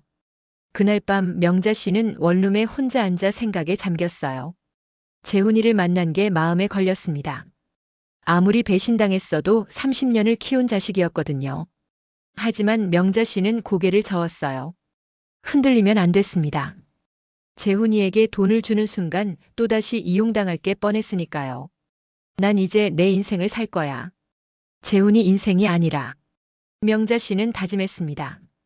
한 달 후 재단의 첫 번째 상담이 시작됐습니다. 72세 할머니가 찾아왔어요. 저도 아들한테 집을 빼앗겼어요. 어떻게 하면 되나요? 명자 씨는 할머니 손을 잡았습니다. 할머니, 포기하지 마세요. 싸울 수 있어요. 제가 도와드릴게요. 명자 씨는 이지은 변호사를 소개해줬어요. 무료 법률 상담이 진행됐고 소송 지원도 약속했습니다. 할머니는 눈물을 흘렸어요. 고맙습니다. 정말 고맙습니다. 할머니, 우리 함께 싸워요. 할머니 혼자가 아니에요. 그날부터 재단에는 상담 신청이 줄을 이었습니다. 자식에게 배신당한 노인들, 학대당하는 노인들, 갈 곳 없는 노인들. 명자 씨는 그들을 하나하나 만났어요. 어떤 할머니는 며느리한테 맞는다고 했고 어떤 할아버지는 아들이 돈만 뜯어간다고 했습니다. 명자 씨는 그들의 이야기를 들으며 울었어요. 자신과 똑같은 고통을 겪는 사람들이 이렇게 많다니. 제가 꼭 도와드릴게요. 포기하지 마세요. 명자 씨는 그들에게 희망을 줬습니다. 법률 지원, 생활비 지원, 심리 상담. 재단은 점점 커져갔어요. 3개월 후 재단은 5건의 소송을 진행하고 있었습니다. 그중 2건은 이미 승소했어요. 노인들이 자식에게서 재산을 되찾은 겁니다. 명자 씨는 보람을 느꼈어요. 자신의 고통이 헛되지 않았다고 생각했습니다. 어느 날 재단의 방송국 PD가 찾아왔어요. 명자 씨, 다큐멘터리 찍고 싶습니다. 명자 씨 이야기를 꼭 세상에 알리고 싶어요. 다큐멘터리요? 네. 노인 학대, 재산 갈취, 이런 문제들을 다루고 싶어요. 명자 씨가 중심이 되어서요. 명자 씨는 망설였어요. 자신의 이야기가 방송에 나간다는 게 부담스러웠거든요. 제 얼굴까지 나가는 건가요? 네, 그래야 임팩트가 있죠. 하지만 어르신이 원치 않으시면 모자이크 처리할 수도 있어요. 명자 씨는 고민했습니다. 순이 언니가 조언했어요. 명자야 해. 내 이야기가 더 많은 사람들한테 용기를 줄 거야. 그래도 재훈이가 볼 텐데. 재훈이는 신경 쓰지 마. 중요한 건 다른 노인들이야. 명자 씨는 결심했어요. 좋아요. 찍겠습니다. 단 조건이 있어요. 무슨 조건이요? 제 이야기뿐만 아니라 다른 피해자들 이야기도 함께 다뤄주세요. 저만의 문제가 아니라는 걸 보여주고 싶어요. PD는 기뻐했습니다. 물론이죠. 그렇게 하겠습니다. 다큐멘터리 촬영이 시작됐습니다. 명자 씨는 카메라 앞에서 자신의 이야기를 털어놨어요. 시장에서 일하던 이야기, 재훈이를 키운 이야기, 배신당한 이야기, 법정 투쟁 이야기, 그리고 재단 설립 이야기까지. 명자 씨는 울지 않으려 했지만 결국 눈물을 흘렸어요. 30년의 세월이 떠올랐거든요. 저는 아들을 원망하지 않아요. 다만 슬플 뿐이에요. 내가 그렇게 키운 자식이 나를 저렇게 대하다니. 다큐멘터리는 다른 피해자들도 인터뷰했습니다. 아들에게 집을 빼앗긴 할머니, 며느리한테 학대당하는 할아버지, 손주들한테 돈을 뜯긴 할머니. 모두의 이야기가 담겼어요. 2달 후 다큐멘터리가 방송됐습니다. 제목은 늙으면 죄인인가요였어요. 방송 반응은 폭발적이었습니다. 시청률은 10%를 넘었고 포털 사이트 실시간 검색어 1위에 올랐어요. 댓글창은 난리가 났습니다. 명자 씨 보고 울었어요. 우리 엄마 생각나서. 이런 자식들은 법으로 처벌해야 해요. 저도 재단에 기부하고 싶어요. 계좌번호 알려주세요. 방송 다음 날 재단으로 기부금이 쏟아졌습니다. 100만 원, 500만 원, 어떤 사람은 1000만 원을 보내기도 했어요. 한 달 만에 모인 기부금이 3억 원이 넘었습니다. 명자 씨는 감동했어요. 세상에 착한 사람들이 이렇게 많구나. 재단은 더 많은 노인들을 도울 수 있게 됐습니다. 사무실도 넓은 곳으로 옮겼고 직원도 4명으로 늘었어요. 하지만 재훈이는 방송을 보고 충격을 받았습니다. 어머니가 전국에 자신의 이야기를 한 거였어요. 재훈이는 회사에서 동료들한테 놀림을 받았습니다. 야, 김대리. 너 어제 방송 봤어? 내 엄마 나온 거 맞지? 아니에요. 동명이인이에요. 거짓말하지 마. 얼굴 똑같던데. 너 진짜 어머니 집에서 쫓아낸 거야? 재훈이는 부끄러워서 고개를 들지 못했어요. 결국 회사를 그만뒀습니다. 수진 씨도 마찬가지였어요. 동네 사람들이 손가락질했습니다. 저 여자 며느리래. 시어머니 학대한. 어머 정말 무서워라. 수진 씨는 외출하기가 두려워졌어요. 결국 재훈이 내외는 서울을 떠났습니다. 경기도 외곽의 작은 빌라로 이사 갔죠. 한 달 후 재훈이에게서 명자 씨에게 편지가 왔습니다. 손으로 쓴 편지였어요. 엄마 미안해요. 정말 미안해요. 내가 잘못했어요. 이제야 깨달았어요. 내가 얼마나 나쁜 짓을 했는지. 엄마한테 용서받고 싶어요. 기회를 주세요. 제발. 명자 씨는 편지를 읽고 한참을 생각했어요. 용서해야 할까? 하지만 명자 씨는 고개를 저었습니다. 명자 씨는 답장을 썼어요. 재훈아, 내가 미안하다는 건 알아. 하지만 용서와 관계 회복은 다른 문제야.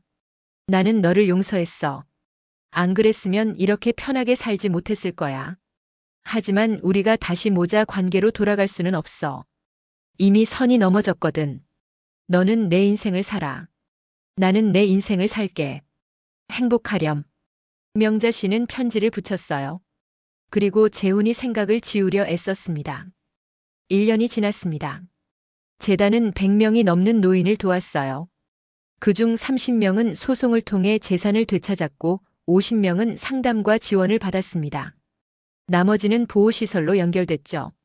명자 씨는 보람을 느꼈어요. 자신의 고통이 다른 사람들의 희망이 됐다는 게 기뻤습니다. 어느 날 재단에 한 청년이 찾아왔습니다. 30대 남자였어요. 저, 김재훈 아들입니다. 명자 씨는 놀랐어요. 재훈이가 아이를 낳았다고? 그것도 몰래? 뭐라고? 제 이름은 김준호예요. 아버지 전처 소생이에요. 아버지가 재혼하기 전에 낳은 아들이죠. 명자 씨는 어안이 벙벙했습니다. 재훈이한테 전처가 있었다고. 그것도 아들까지 있었다고. 너, 그게 무슨 소리니? 준호는 조심스럽게 설명했어요. 할머니, 아버지가 숨긴 거예요. 저는 28이에요. 아버지가 20살 때 낳은 아들이죠. 근데 어머니랑 이혼하고 나서 저를 버렸어요. 할머니한테도 말 안 하고. 명자 씨는 충격을 받았어요. 재훈이가 그런 비밀을 숨기고 있었다니. 그럼 넌 왜 나한테 온 거니? 할머니, 저 아버지한테 연락했어요. 근데 아버지가 절 못 본 척 하더라고요. 그래서 할머니라도 만나보고 싶었어요. 명자 씨는 준호를 자세히 봤어요. 재훈이를 닮았습니다. 코와 인매가 특히 비슷했어요. 너, 지금 뭐하니? 저는 작은 회사 다녀요. 결혼도 했고 애도 하나 있어요. 그래? 가족이 있구나. 준호는 고개를 끄덕였어요. 할머니, 저 할머니가 하시는 일 기사로 봤어요. 정말 대단하세요. 존경합니다. 명자 씨는 뭉클했어요. 고맙구나. 할머니, 제가 도와드릴 일 없을까요? 재단 일이라도. 명자 씨는 준호를 보며 생각했어요. 이 아이는 재훈이와 달랐습니다. 눈빛이 맑고 진심이 느껴졌어요. 준호야, 내가 정말 돕고 싶다면 가끔 재단에 와서 봉사 좀 해줄래? 네, 제가 꼭 하겠습니다.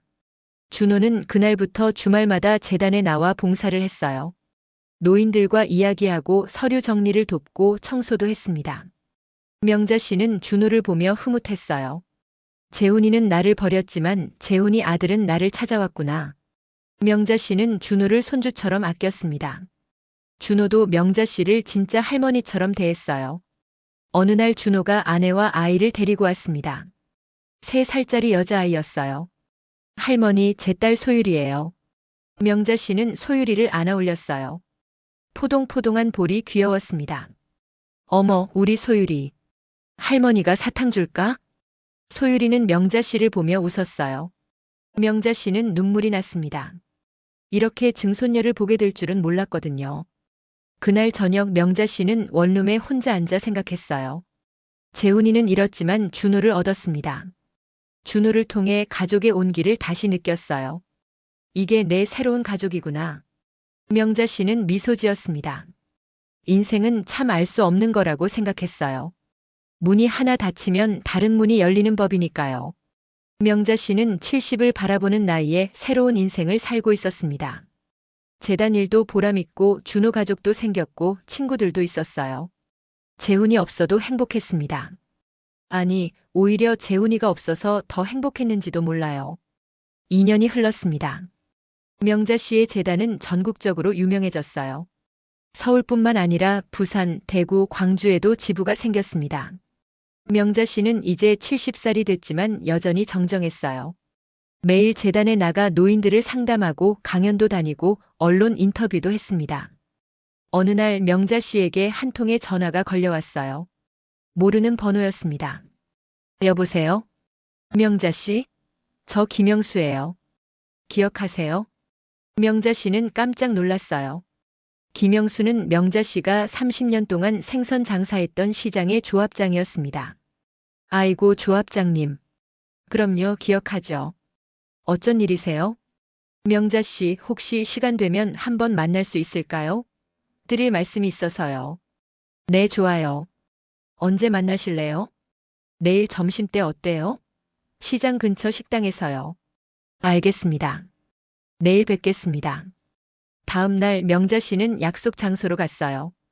오랜만에 찾는 시장 근처였습니다. 30년을 일했던 곳이지만 이제는 낯설었어요. 가게들도 많이 바뀌었고 사람들도 달랐습니다. 식당에 들어서니 김영수 조합장이 기다리고 있었어요. 70대 중반의 노인이었습니다. 명자 씨, 오랜만이야. 많이 유명해졌던데? 아이고, 조합장님. 오랜만입니다. 건강하시죠? 그럭저럭 살지 뭐. 앉아요. 두 사람은 앉아서 식사를 주문했어요. 조합장이 조심스럽게 입을 열었습니다. 명자 씨, 사실은 말이야. 재훈이 얘기 좀 하려고 불렀어.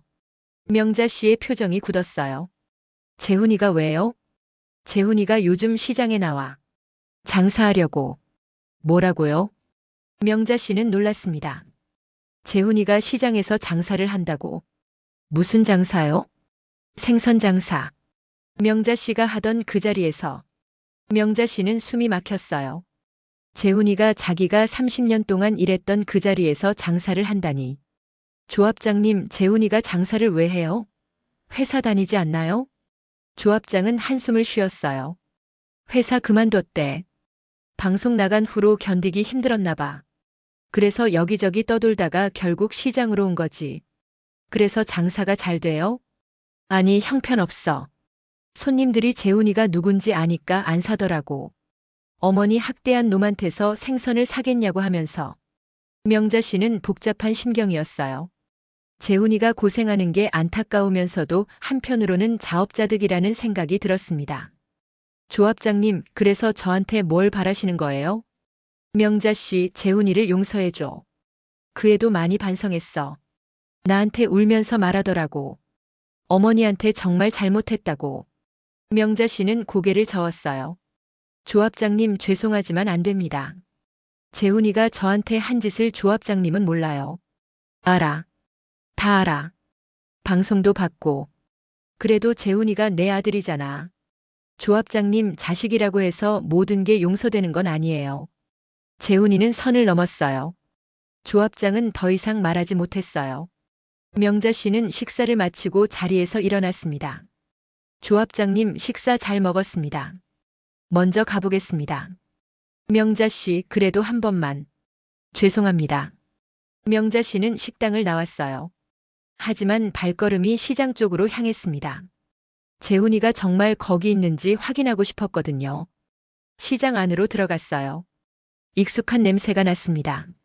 생선 비린내, 야채 냄새, 사람들 소리. 30년 전과 똑같았어요. 명자 씨는 자신이 장사했던 자리로 걸어갔습니다. 그리고 그곳에서 재훈이를 봤어요. 재훈이는 앞치마를 두르고 생선을 손질하고 있었습니다. 2년 사이에 많이 늙었어요. 머리는 희끗희끗해졌고 얼굴에는 주름이 깊게 팼습니다. 손은 거칠어져 있었고요. 명자 씨는 멀리서 재훈이를 바라봤어요. 손님은 없었습니다. 재훈이는 혼자서 생선을 손질하며 한숨을 쉬었어요. 그때 한 아주머니가 지나가다가 재훈이를 보고 코웃음을 쳤습니다. 저 사람 어머니 학대한 사람이잖아. 저한테서 누가 사겠어? 재훈이는 고개를 떨구었어요. 아주머니는 옆 가게로 가서 생선을 샀습니다. 명자 씨는 가슴이 아팠어요. 아무리 배신당했어도 저렇게 고생하는 모습을 보니 마음이 약해졌습니다. 하지만 명자 씨는 고개를 저었어요. 가까이 가면 안 됐습니다. 흔들리면 안 됐어요. 명자 씨는 돌아섰습니다. 그리고 시장을 빠져나왔어요. 뒤돌아보지 않았습니다. 그날 밤 명자 씨는 잠을 이루지 못했어요. 재훈이 모습이 계속 떠올랐습니다. 앞치마를 두르고 생선을 손질하던 그 모습. 명자 씨 자신이 30년 동안 했던 일을 재훈이가 하고 있었어요. 재훈아, 이제 알겠니? 엄마가 얼마나 고생했는지. 내가 그렇게 무시하던 시장 일이 얼마나 힘든지. 명자 씨는 생각했습니다. 일주일 후 명자 씨에게 또 전화가 왔어요. 이번에는 수진 씨였습니다. 어머니. 명자 씨는 전화를 끊으려다 말고 받았어요. 무슨 일이에요? 어머니, 저 수진이에요. 제발 한 번만 만나주세요. 할 말 없어요. 어머니, 제발요. 오빠가 정말 힘들어해요. 장사도 안 되고 빚도 늘어나고. 이러다 정말 큰일 날 것 같아요. 명자 씨는 한숨을 쉬었어요. 그건 재훈이가 자초한 일이에요. 어머니, 그래도 한 번만요. 제발 만나주세요. 오빠가 정말 반성했어요. 명자 씨는 망설였습니다. 거절해야 한다는 걸 알았지만 마음 한구석이 흔들렸어요. 알았어요. 만나죠. 어디서 만날까요? 재단 사무실에서 만나면 안 될까요? 내일 오후에요. 알겠어요. 다음 날 오후 재훈이와 수진 씨가 재단 사무실로 찾아왔어요. 재훈이는 더 말라 있었습니다. 눈 밑에는 다크서클이 짙게 깔려 있었고요. 엄마. 재훈이는 명자 씨를 보자마자 눈물을 흘렸어요. 엄마 미안해. 정말 미안해. 명자 씨는 표정 없이 그들을 바라봤어요. 무슨 일로 왔어요? 수진 씨가 무릎을 꿇었습니다. 어머니, 저희 좀 도와주세요. 오빠가 시장에서 장사하는데 전혀 안 돼요. 빚만 늘어나고. 이러다 정말 죽을 것 같아요. 그래서요. 어머니가 방송에 나가서 오빠를 용서했다고 말씀해 주세요. 그러면 사람들이 오빠를 다시 봐줄 거예요. 명자 씨는 어이가 없었어요. 제가 왜 그래야 하는데요? 재훈이가 바닥에 이마를 찧었습니다. 엄마 제발. 나 정말 죽겠어. 하루하루가 지옥이야. 아무도 나한테 생선을 안 사. 빚쟁이들은 매일 전화하고. 제발 도와줘. 명자 씨는 재훈이를 내려다봤어요. 재훈아, 너 나한테 요양원 보내려고 했을 때 내 심정은 생각 안 했지? 나도 그때 죽고 싶었어. 찜질방 전전하면서 얼마나 비참했는지 알아? 엄마. 재훈아, 이제 와서 불쌍한 척하지 마. 내가 뿌린 씨앗이야. 내가 거둬. 수진 씨가 소리쳤어요. 어머니도 너무하시는 거 아니에요? 그래도 아들인데. 명자 씨는 수진 씨를 똑바로 봤습니다. 수진 씨, 당신이 나한테 했던 말 기억나요? 여긴 저희 집이에요. 미리 연락하고 오세요라고 했잖아요. 그때 내 기분이 어땠을 것 같아요? 수진 씨는 할 말을 잃었어요. 당신들은 나를 사람 취급도 안 했어요. 그냥 귀찮은 짐으로 봤죠. 이제 와서 도와달라고요? 안 됩니다. 명자 씨는 자리에서 일어났어요. 이제 돌아가세요. 다시는 여기 오지 마세요. 재훈이는 명자 씨 다리를 붙잡았습니다. 엄마 제발. 제발 한 번만. 나 정말 죽고 싶어. 매일 한강 가서 물만 쳐다봐. 제발 살려줘. 명자 씨는 재훈이 손을 뿌리쳤어요. 재훈아, 내가 죽고 싶으면 죽어. 나는 상관없어. 넌 이미 내 아들이 아니니까. 명자 씨는 사무실을 나갔습니다. 뒤에서 재훈이가 울부짖는 소리가 들렸지만 명자 씨는 멈추지 않았어요. 복도에 나온 명자 씨는 벽에 기대어 숨을 골랐습니다. 손이 떨렸어요. 가슴도 아팠고요. 하지만 후회하지 않았습니다. 순이 언니가 달려왔어요. 명자야, 괜찮아? 응, 괜찮아. 재훈이 보냈어? 응. 순이 언니는 명자 씨를 껴안았습니다. 잘했어. 넌 잘못한 거 하나도 없어. 그날 밤 명자 씨는 원룸에서 혼자 술을 마셨어요. 소주 한 병을 다 비웠습니다. 취했지만 기분은 나쁘지 않았어요. 오히려 시원했습니다. 재훈아, 이제 정말 끝이야. 우리. 명자 씨는 중얼거렸어요. 한 달 후 명자 씨에게 충격적인 소식이 들려왔습니다. 재훈이가 사기를 쳤다는 거였어요. 재훈이는 시장에서 장사가 안 되니까 다른 방법을 찾았습니다. 지인들에게 투자를 권유한 거였어요. 가짜 사업 계획서를 만들어서 돈을 모았습니다. 신명한테서 2억 원을 받았어요. 하지만 재훈이는 그 돈을 사업에 쓰지 않았습니다. 자기 빚을 갚는 데 썼죠. 그리고 나머지는 도박으로 날렸어요. 결국 피해자들이 고소를 했고 재훈이는 사기죄로 구속됐습니다. 명자 씨는 뉴스로 그 소식을 들었어요. 화면에는 수갑찬 재훈이가 나왔습니다. 기자들이 물었어요. 피해자들에게 할 말 있습니까? 재훈이는 고개를 숙인 채 대답했어요. 죄송합니다. 제가 미쳤었습니다. 어머니께는요? 재훈이는 카메라를 봤어요. 눈물을 흘리며 말했습니다. 엄마 미안해. 나 정말 쓰레기야. 엄마 말 들을 걸 그랬어. 명자 씨는 TV를 껐어요. 더 이상 볼 수가 없었습니다. 순이 언니가 전화했어요. 명자야, 뉴스 봤어? 응, 봤어. 괜찮아? 응, 괜찮아. 이미 예상했던 일이야. 명자야, 재훈이 면회 갈 거야? 명자 씨는 망설였어요. 가야 할까? 하지만 고개를 저었습니다. 안 갈 거야. 재훈이는 이제 내 인생에 없는 사람이야. 그래, 잘 생각했어. 재훈이는 징역 3년을 선고받았습니다. 사기죄와 횡령죄였어요. 수진 씨는 재훈이와 이혼했습니다. 더 이상 견딜 수 없었던 거죠. 재훈이는 교도소에서 혼자가 됐어요. 어머니도 아내도 친구도 없었습니다. 완전히 혼자였죠. 반년 후 재훈이가 교도소에서 명자 씨에게 편지를 보냈습니다. 엄마, 나 여기서 많이 생각했어. 내가 얼마나 나쁜 놈이었는지, 엄마한테 얼마나 끔찍한 짓을 했는지, 이제야 깨달았어. 미안해. 정말 미안해. 엄마가 날 용서 안 해도 괜찮아. 나도 날 용서 못하니까. 그냥 엄마가 행복했으면 좋겠어.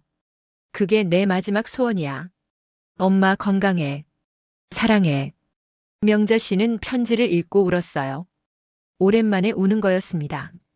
슬픔과 안도가 뒤섞인 눈물이었어요. 준호가 명자 씨를 위로했어요. 할머니, 아버지 면회 가실 거예요? 아니야. 안 갈 거야. 그래도 할머니 아들인데요. 명자 씨는 고개를 저었어요. 준호야, 어떤 관계든 선이라는 게 있어. 그 선을 넘으면 돌이킬 수 없는 거야. 재훈이는 그 선을 넘었어. 알겠습니다, 할머니. 하지만 준호는 혼자 교도소로 갔어요. 재훈이를 면회하기 위해서였습니다. 면회실에서 재훈이와 마주 앉았어요. 아버지. 재훈이는 준호를 보고 놀랐어요. 너, 준호야? 네, 아버지. 오랜만이에요. 재훈이는 고개를 숙였습니다. 미안하다. 너한테도 정말 못된 아버지였어. 괜찮아요. 저는 아버지를 용서했어요. 재훈이는 눈물을 흘렸어요. 고맙다. 정말 고맙다. 아버지, 할머니가 저를 정말 잘 돌봐주세요. 아버지도 나중에 나오시면 할머니한테 사과하세요. 엄마가 널 돌봐준다고? 네. 저는 이제 할머니 손주예요. 재훈이는 더 이상 말하지 못했어요. 자신이 버린 아들을 어머니가 거두고 있었던 겁니다. 준호야, 엄마한테 전해줘. 정말 미안하다고. 그리고 사랑한다고. 알겠습니다, 아버지. 준호는 교도소를 나왔어요. 하지만 명자 씨에게 재훈이 이야기는 하지 않았습니다. 명자 씨가 상처받을까 봐였죠. 1년이 지났습니다. 명자 씨의 재단은 더욱 성장했어요. 전국에 10개 지부가 생겼고 직원은 50명이 넘었습니다. 매년 300명 이상의 노인을 돕고 있었어요. 명자 씨는 정부로부터 표창도 받았습니다. 대통령 표창이었어요. 명자 씨는 청와대에 가서 상을 받았습니다. 박명자 씨, 당신의 용기가 대한민국 노인들에게 희망이 됐습니다. 감사합니다. 대통령이 악수를 청했어요. 명자 씨는 떨리는 손으로 악수했습니다. 제가 더 감사합니다. 제 고통이 다른 분들께 도움이 돼서 영광입니다. 시상식이 끝나고 명자 씨는 순이 언니 준호와 함께 저녁을 먹었어요. 할머니 정말 대단하세요. 대통령 표창이잖아요. 아이고 준호야. 별거 아니야. 그냥 내가 할 일을 했을 뿐이야. 순이 언니가 소주잔을 들었어요. 명자야 축하해. 넌 정말 자랑스러워. 언니 다 언니 덕분이야. 언니가 옆에서 도와줘서 여기까지 온 거야. 세 사람은 소주잔을 부딪혔어요. 명자 씨는 행복했습니다. 재훈이 없어도 아니 재훈이가 없어서 더 행복했어요. 그날 밤 명자 씨는 원룸 베란다에 나가 하늘을 봤어요. 별이 총총했습니다. 여보, 나 잘했죠? 우리 재훈이를 포기한 게 맞죠? 바람이 불어왔습니다. 명자 씨는 그게 남편의 대답이라고 믿었어요. 고마워요, 여보. 당신이 하늘에서 지켜봐줘서 내가 여기까지 올 수 있었어요. 명자 씨는 미소 지었습니다. 72세의 명자 씨는 인생의 전성기를 맞고 있었어요. 다음 날 명자 씨에게 교도소에서 편지가 또 왔어요. 재훈이었습니다. 엄마, 나 다음 달에 가석방 돼. 2년 반 만이야. 엄마, 나 나가면 진짜 열심히 살게. 다시는 나쁜 짓 안 할게. 엄마한테 용서받고 싶어. 면회 한 번만 와줄래? 명자 씨는 편지를 읽고 한참을 고민했어요. 가야 할까? 하지만 결국 고개를 저었습니다. 안 돼. 흔들리면 안 돼. 명자 씨는 답장을 쓰지 않았어요. 그냥 편지를 서랍 깊숙이 넣어뒀습니다.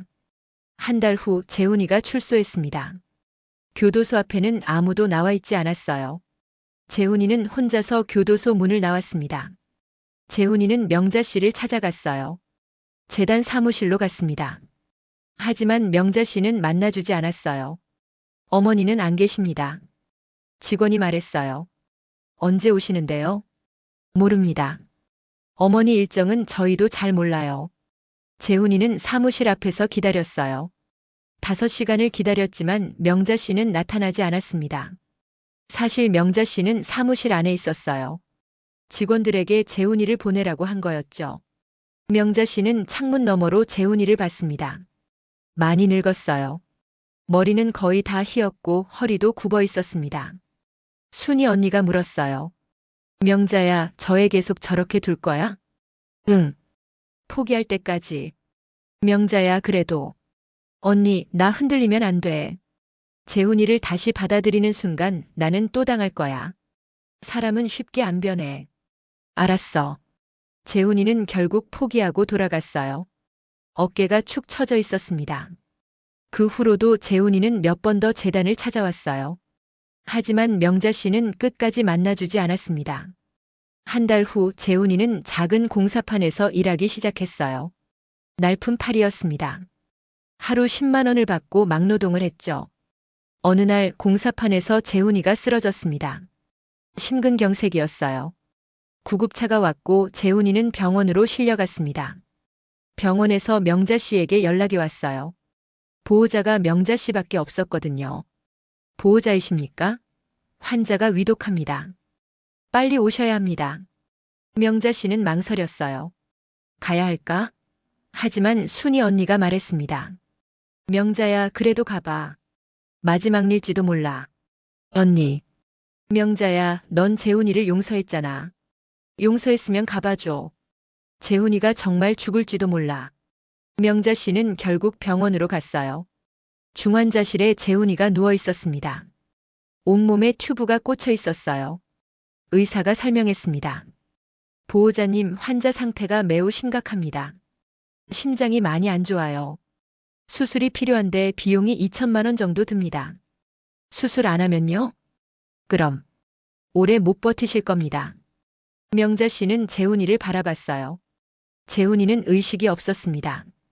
숨만 겨우 쉬고 있었죠. 재훈아, 내가 나한테 그렇게 했는데 내가 왜 너를 살려야 해? 명자 씨는 생각했습니다. 하지만 발길이 떨어지지 않았어요. 순이 언니가 속삭였어요. 명자야, 어떻게 할 거야? 명자 씨는 한참을 고민하다가 입을 열었습니다. 수술해 주세요. 네? 정말요? 네. 수술비는 제가 낼게요. 의사는 놀랐어요. 감사합니다. 바로 수술 준비하겠습니다. 수술은 6시간 걸렸습니다. 명자 씨는 수술실 밖에서 내내 기다렸어요. 순이 언니와 준호도 함께였습니다. 수술이 끝났어요. 의사가 나왔습니다. 수술 잘 됐습니다. 생명엔 지장 없어요. 명자 씨는 안도의 한숨을 쉬었어요. 고맙습니다, 선생님. 재훈이는 회복실로 옮겨졌어요. 명자 씨는 재훈이 곁에 앉았습니다. 재훈이의 손을 잡았어요. 거칠고 차가운 손이었습니다. 재훈아, 나 엄마야. 들려? 재훈이는 대답이 없었어요. 하지만 손가락이 살짝 움직였습니다. 재훈아, 엄마가 수술비 냈어. 내가 살았으면 해서. 그래도 넌 내 아들이니까.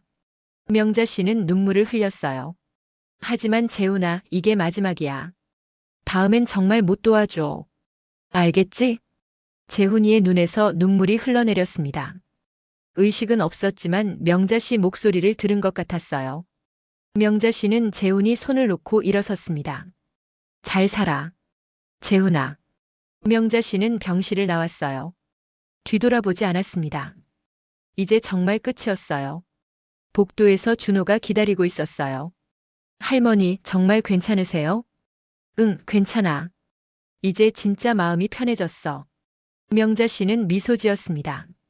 재훈이를 살려준 것도 떠나온 것도 모두 명자 씨의 선택이었어요.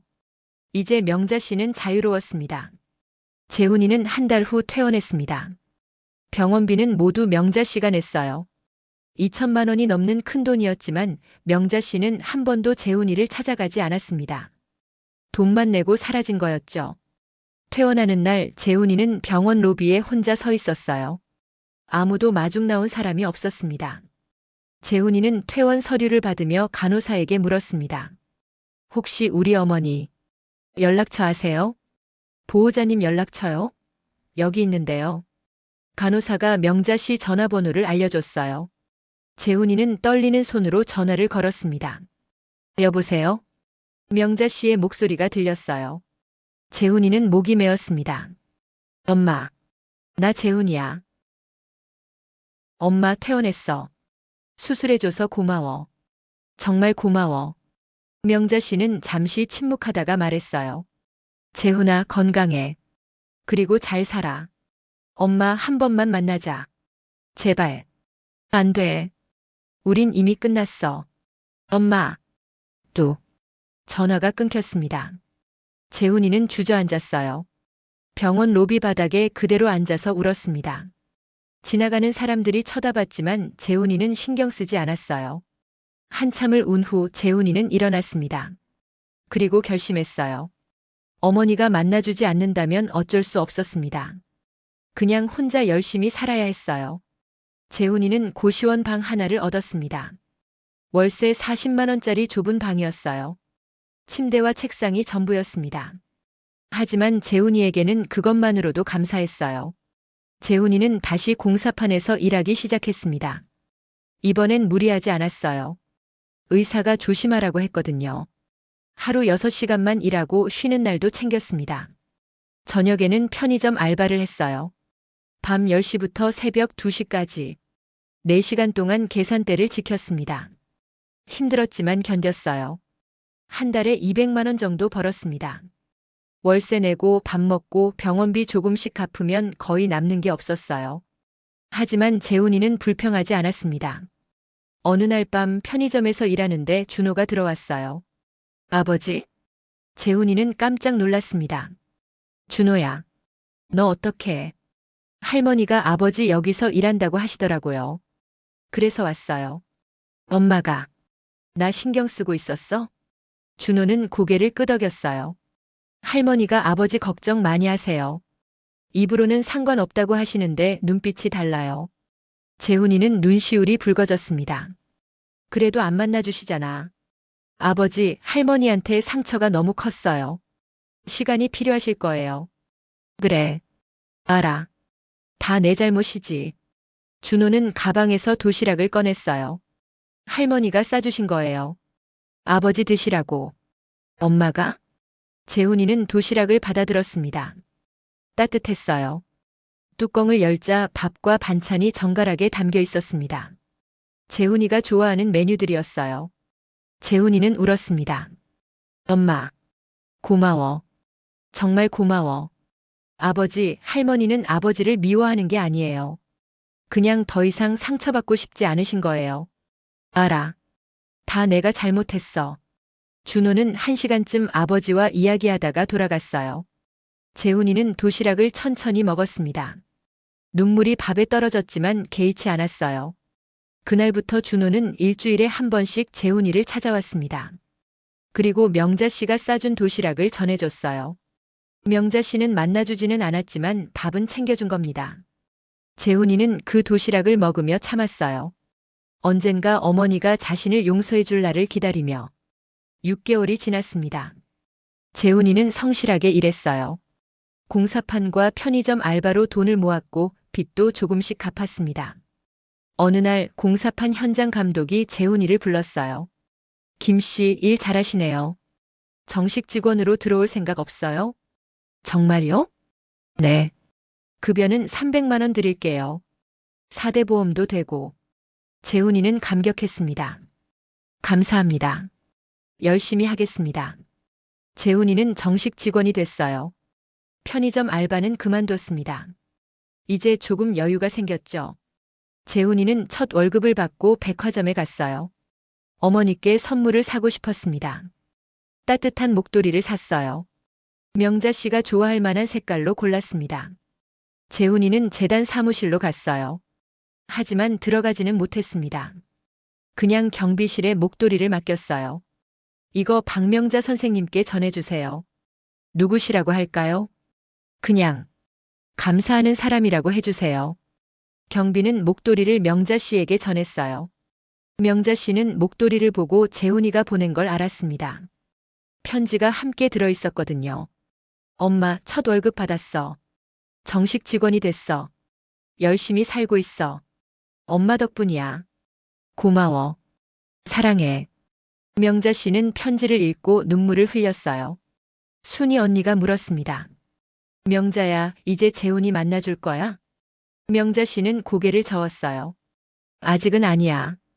재훈이가 정말 변했는지 더 지켜봐야 해. 언제까지? 모르겠어. 내 마음이 준비될 때까지. 1년이 더 지났습니다. 재훈이는 여전히 성실하게 일했어요. 빚을 다 갚았고 작은 원룸도 얻었습니다. 고시원에서 벗어난 거였죠. 재훈이는 매달 명자 씨에게 용돈을 보냈어요.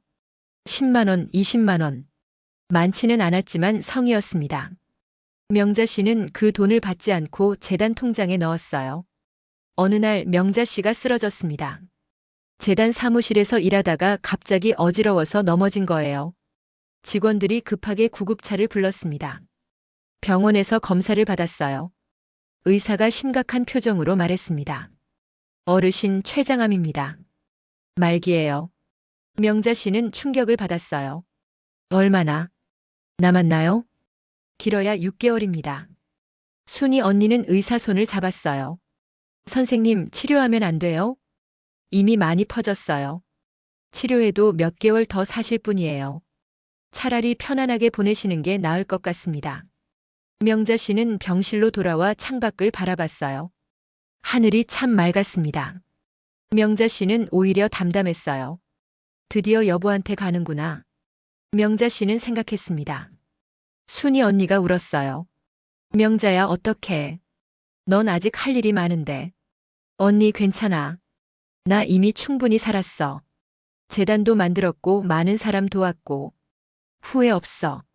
명자야. 언니, 재훈이한테는 말하지 마. 재훈이 알면 걱정할 거야. 그래도 재훈이는 알아야 하는 거 아니야? 명자 씨는 고개를 저었어요. 아직은 안 돼. 내가 죽은 다음에 알려줘. 하지만 준호가 알게 됐습니다. 병원에서 우연히 명자 씨를 본 거예요. 준호는 충격을 받았습니다. 할머니, 왜 말씀 안 하셨어요? 준호야, 괜찮아. 할머니 나이가 몇인데. 이제 갈 때도 됐지. 할머니, 아버지한테 말씀드려야 해요. 안 돼. 재훈이는 모르게 해야 해. 할머니. 준호야, 부탁이야. 재훈이한테는 내가 죽은 다음에 알려줘. 알았지? 준호는 울면서 고개를 끄덕였어요. 명자 씨는 병원을 퇴원하고 호스피스 병동으로 옮겼습니다. 조용한 곳이었어요. 창밖으로 정원이 보였습니다. 명자 씨는 자신의 장례식을 미리 준비했어요. 장지도 정했고 유언장도 썼습니다. 유언장에는 이렇게 적혀 있었어요. 나 박명자는 재단의 모든 재산을 재단에 기부한다. 단 1억 원은 준호에게, 5천만 원은 순이 언니에게 준다. 재훈이에게는 이 편지 하나만 남긴다. 명자 씨는 재훈이에게 보내는 편지를 썼어요. 재훈아, 엄마 먼저 간다. 미안하다. 내가 변한 걸 알았어. 1년 넘게 성실하게 사는 거 다 봤어. 엄마가 자랑스러워. 하지만 엄마는 너를 다시 만날 용기가 없었어. 너무 많이 다쳤거든. 이해해줘. 재훈아, 앞으로도 지금처럼만 살아. 착하게, 성실하게. 그게 엄마한테 효도하는 거야. 준호 잘 돌봐줘. 준호는 착한 아이야. 재훈아, 사랑한다. 평생 사랑했어. 엄마가. 명자 씨는 편지를 봉투에 넣고 준호에게 맡겼어요. 준호야, 이거 내가 죽으면 재훈이한테 줘. 네, 할머니. 3개월이 지났습니다. 명자 씨는 점점 약해졌어요. 밥도 거의 못 먹었고 걷지도 못했습니다. 순이 언니는 매일 병원에 왔어요. 명자 씨 손을 잡고 이야기했습니다. 명자야, 기억나? 우리 처음 만났을 때 시장에서. 응, 기억나. 언니가 생선 파는 법 가르쳐 줬지. 그때부터 우리 친구였잖아. 50년 넘게. 언니 고마워. 평생 옆에 있어줘서. 명자야, 나도 고마워. 내가 내 인생에서 제일 소중한 친구야. 두 사람은 손을 꼭 잡았어요. 어느 날 밤 명자 씨가 준호를 불렀습니다. 준호야, 이리 와봐. 준호는 명자 씨 침대 옆에 앉았어요. 할머니, 뭐 필요하세요? 준호야, 너 정말 착한 아이야. 할머니 행운이었어. 할머니, 무슨 말씀을 그렇게 하세요? 준호야, 할머니 곧 갈 것 같아. 재훈이 잘 돌봐줘. 약속해. 할머니. 준호는 울었어요. 명자 씨는 준호 머리를 쓰다듬었습니다. 울지 마. 할머니는 행복했어. 너 같은 손주 만나서. 다음 날 새벽 명자 씨는 눈을 떴어요. 창밖이 환했습니다. 해가 떠오르고 있었어요. 여보, 이제 가요. 기다렸죠? 명자 씨는 미소 지었습니다. 그리고 천천히 눈을 감았어요.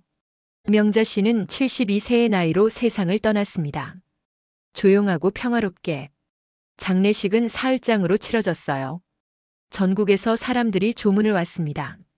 명자 씨가 도왔던 노인들, 재단 직원들, 기자들, 정부 관계자들. 수백 명이 왔어요.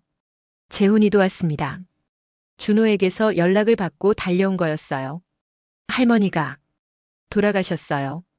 재훈이는 그 자리에서 무너졌습니다. 엄마, 엄마. 재훈이는 영정 앞에 엎드려 울었어요. 하루 종일 울었습니다. 밥도 먹지 않고 물도 마시지 않고 그냥 울기만 했어요. 엄마 미안해. 정말 미안해. 엄마 살아계실 때 못 만나 뵈어서 미안해. 엄마, 나 이제 어떻게 살아? 재훈이는 통곡했습니다. 장례식 이틀째 되는 날 준호가 재훈이에게 편지를 건넸어요. 아버지, 할머니가 남기신 거예요. 재훈이는 떨리는 손으로 편지를 받았습니다. 봉투를 뜯고 편지를 펼쳤어요. 재훈이는 편지를 읽으며 울었습니다. 어머니의 마지막 말씀이었어요. 엄마, 엄마가 날 봤다고. 내가 일하는 거 다 봤다고. 내 아버지. 할머니가 항상 아버지 걱정하셨어요. 입으로는 상관없다고 하셨지만 매달 아버지 소식 물어보셨어요. 재훈이는 더 큰 소리로 울었어요. 엄마 미안해. 내가 너무 늦게 정신 차렸어. 미안해. 장례식 마지막 날 명자 씨는 화장됐습니다. 재훈이는 어머니의 유골함을 들고 눈물을 흘렸어요. 엄마, 이제 편히 쉬세요. 아빠 만나서 행복하세요. 명자 씨의 유골은 남편 묘 옆에 안치됐습니다. 30년 만에 부부가 다시 만난 거였어요. 묘지에서 돌아오는 길 재훈이는 준호에게 물었습니다. 준호야, 재단은 어떻게 되는 거야? 할머니가 모든 재산을 재단에 기부하셨어요. 재단은 계속 운영될 거예요. 그래. 엄마다워. 아버지, 할머니가 아버지한테 1억 원 남기셨어요. 뭐? 재훈이는 놀랐어요. 할머니가 그러셨어요. 재훈이가 새 출발할 때 쓰라고. 재훈이는 또 울었습니다. 엄마, 나한테 왜 이렇게까지 해줘? 내가 엄마한테 뭘 했는데? 아버지, 할머니는 아버지를 끝까지 사랑하셨어요. 단지 상처가 너무 커서 만날 수 없었을 뿐이에요. 재훈이는 고개를 숙였습니다. 그리고 다짐했어요. 어머니의 뜻을 이어 살겠다고. 1년 후, 재훈이는 작은 식당을 열었습니다. 명잔의 백반집이라는 이름이었어요. 어머니를 기리는 의미였습니다. 재훈이는 성실하게 식당을 운영했어요. 새벽 5시에 일어나 장을 보고 직접 음식을 만들었습니다. 맛도 좋았고 가격도 착했어요. 손님들이 점점 늘어났습니다. 재훈이의 진심이 통한 거였죠. 재훈이는 매달 수익의 10%를 명자 씨 재단에 기부했어요. 많지는 않았지만 꾸준히 했습니다. 그리고 매주 일요일에는 어머니 묘를 찾아갔어요. 묘 앞에 앉아 이야기했습니다. 엄마, 나 열심히 살고 있어. 식당도 잘 되고 있고. 엄마 덕분이야. 고마워. 재훈이는 어머니 묘 앞에서 울지 않았어요. 대신 웃었습니다. 어머니가 걱정하실까봐. 2년 후, 재단은 더욱 성장했습니다. 전국에 20개 지부가 생겼고 매년 1000명 이상의 노인을 돕고 있었어요. 준호는 재단 이사가 됐습니다. 할머니의 뜻을 이어받은 거였죠. 어느 날 재단에서 명자상을 제정했어요. 매년 노인 인권을 위해 헌신한 사람에게 주는 상이었습니다. 첫 번째 수상자는 순이 언니였어요. 명자 씨를 평생 도왔던 친구였으니까요. 시상식에서 순이 언니는 말했습니다. 명자는 제 평생 친구였어요. 그리고 영웅이었어요. 명자는 자식에게 배신당했지만 포기하지 않았어요. 싸웠고 이겼고 그 경험을 나눴어요. 명자 덕분에 수많은 노인들이 희망을 얻었어요. 명자 고마워. 사랑해. 순이 언니는 울었어요. 관객들도 울었습니다. 재훈이도 관객석에 앉아 있었어요. 그는 어머니가 얼마나 대단한 사람이었는지 새삼 깨달았습니다. 엄마, 나 정말 바보였어. 엄마 같은 사람을 몰라봤어. 재훈이는 가슴을 쳤어요. 시상식이 끝나고 재훈이는 준호와 함께 어머니 묘를 찾아갔습니다. 엄마 나왔어. 준호랑 같이. 재훈이는 묘 앞에 꽃을 놓았어요. 엄마 재단 정말 잘 되고 있어. 엄마 자랑스러워 하실 거야. 준호도 절을 했어요. 할머니, 저 열심히 하고 있어요. 할머니 뜻 꼭 이어갈게요. 두 사람은 한참 묘 앞에 앉아 있었어요. 바람이 불었습니다. 따뜻한 바람이었어요. 엄마도 이제 편히 쉬시는 것 같아. 재훈이는 생각했습니다. 5년 후, 명자 씨 이야기는 영화로 만들어졌습니다. 제목은 늦은 용기였어요. 개봉하자마자 큰 반향을 일으켰습니다. 1000만 관객을 돌파했어요. 많은 사람들이 명자 씨 이야기에 감동했습니다. 재훈이는 영화를 보러 갔어요. 극장에서 어머니 이야기를 보며 울었습니다. 엄마 미안해. 그리고 고마워. 엄마 덕분에 나도 사람이 됐어. 영화가 끝나고 엔딩 크레디트가 올라갔어요. 마지막에 이런 자막이 나왔습니다. 이 영화는 박명자 여사의 실화를 바탕으로 만들어졌습니다. 박명자 여사는 2027년 향년 72세로 별세하셨습니다. 그녀의 용기가 대한민국 노인들에게 희망이 되었습니다. 고인의 명복을 빕니다. 관객들이 일어나 박수를 쳤어요. 재훈이도 일어나 박수했습니다. 눈물을 흘리면서 10년 후 재훈이는 예순이 됐습니다. 식당은 여전히 잘 되고 있었어요. 이제는 체인점도 3개나 생겼습니다. 재훈이는 매년 재단에 1억 원씩 기부했어요. 10년 동안 10억 원을 기부한 거였습니다. 재단에서는 재훈이에게도 감사패를 줬어요. 재훈이는 눈물을 흘리며 받았습니다. 엄마, 이게 제가 할 수 있는 최소한의 속죄예요. 평생 속죄하며 살게요. 그날 재훈이는 어머니 묘를 찾아갔어요. 10년 동안 한 주도 빠짐없이 온 곳이었습니다. 엄마, 나 열심히 살았어.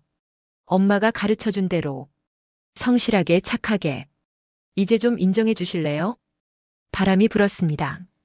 재훈이는 그게 어머니의 대답이라고 믿었어요. 고마워요, 엄마. 날 낳아주고 키워주고 마지막까지 기회를 줘서. 사랑해요. 재훈이는 묘 앞에 엎드려 절을 했어요. 진심을 담아서. 해가 지고 있었습니다. 석양이 묘지를 붉게 물들였어요. 재훈이는 일어나 하늘을 올려다봤습니다. 엄마, 지금 행복하세요? 아빠 만나서 잘 지내고 계세요? 하늘에서 별이 하나 반짝였어요. 재훈이는 그게 어머니라고 생각했습니다. 엄마, 나 이제 웃을 수 있어요. 당당하게. 엄마가 자랑스러워할 아들로 살고 있으니까. 재훈이는 미소 지었습니다. 진심 어린 미소였어요. 명자 씨는 떠났지만 그녀의 정신은 살아있었습니다. 재단을 통해 재훈이를 통해 그리고 수많은 사람들의 마음속에 명자 씨는 증명했어요. 늦어도 괜찮다고. 이른이어도 새로운 시작을 할 수 있다고. 자식에게 배신당해도 다시 일어설 수 있다고. 그리고 무엇보다 자신의 인생은 자신이 사는 거라고. 명자 씨의 이야기는 계속됐습니다. 그녀가 도왔던 수많은 노인들을 통해, 그녀가 세운 재단을 통해, 그녀의 용기에 감동받은 사람들을 통해 명자 씨는 죽지 않았습니다. 그녀는 모든 사람의 마음속에서 영원히 살아 있었으니까요. 에필로그 20년 후 명자 씨 재단은 대한민국 최대 노인 인권단체가 됐습니다. 전국의 100개 지부 직원 500명, 매년 10,000명 이상의 노인을 돕고 있었어요. 준호는 재단 이사장이 됐습니다. 그의 딸 소율이도 재단에서 일하고 있었어요. 3대가 명자 씨의 뜻을 이어받은 거였죠. 재훈이는 여든이 됐습니다. 식당은 아들에게 물려줬어요. 재훈이는 이제 재단에서 봉사활동을 했습니다. 명자 씨처럼 노인들을 상담해주고 위로해줬어요. 어느 날 한 할머니가 재단을 찾아왔습니다. 저도 아들한테 집을 빼앗겼어요. 어떻게 하면 되나요? 재훈이는 할머니 손을 잡았습니다. 할머니, 포기하지 마세요. 싸울 수 있어요. 제가 도와드릴게요. 정말요? 네. 저도 한때는 어머니한테 끔찍한 짓을 한 사람이었어요. 하지만 어머니는 저를 포기하지 않으셨어요. 마지막까지 기회를 주셨죠. 이제 제가 할머니께 그 은혜를 갚을 차례예요. 할머니는 눈물을 흘렸어요. 고맙습니다. 정말 고맙습니다. 재훈이는 할머니를 위로하며 생각했습니다. 엄마, 보고 계세요? 나 이제 엄마처럼 살고 있어요. 엄마가 해주셨던 것처럼 다른 사람들에게 희망을 주면서. 그날 밤 재훈이는 명자 씨 사진 앞에 앉았어요. 웃고 있는 어머니의 사진이었습니다. 엄마, 보고 싶어요. 정말 보고 싶어요. 재훈이는 어머니 사진에 절을 했어요. 하지만 괜찮아요. 언젠가 저도 엄마한테 갈 테니까. 그때는 떳떳하게 갈 수 있을 것 같아요. 엄마가 자랑스러워할 아들로 살았으니까. 재훈이는 미소 지었습니다. 창밖에 달이 떠 있었어요. 환한 달이었습니다. 명자 씨의 이야기는 이렇게 끝났습니다. 하지만 그녀의 정신은 영원히 계속될 것입니다. 그녀가 심은 용기의 씨앗은 계속 자라나 더 많은 꽃을 피울 것이니까요. 명자 씨, 고맙습니다. 당신의 용기가 세상을 바꿨습니다. 진짜 끝.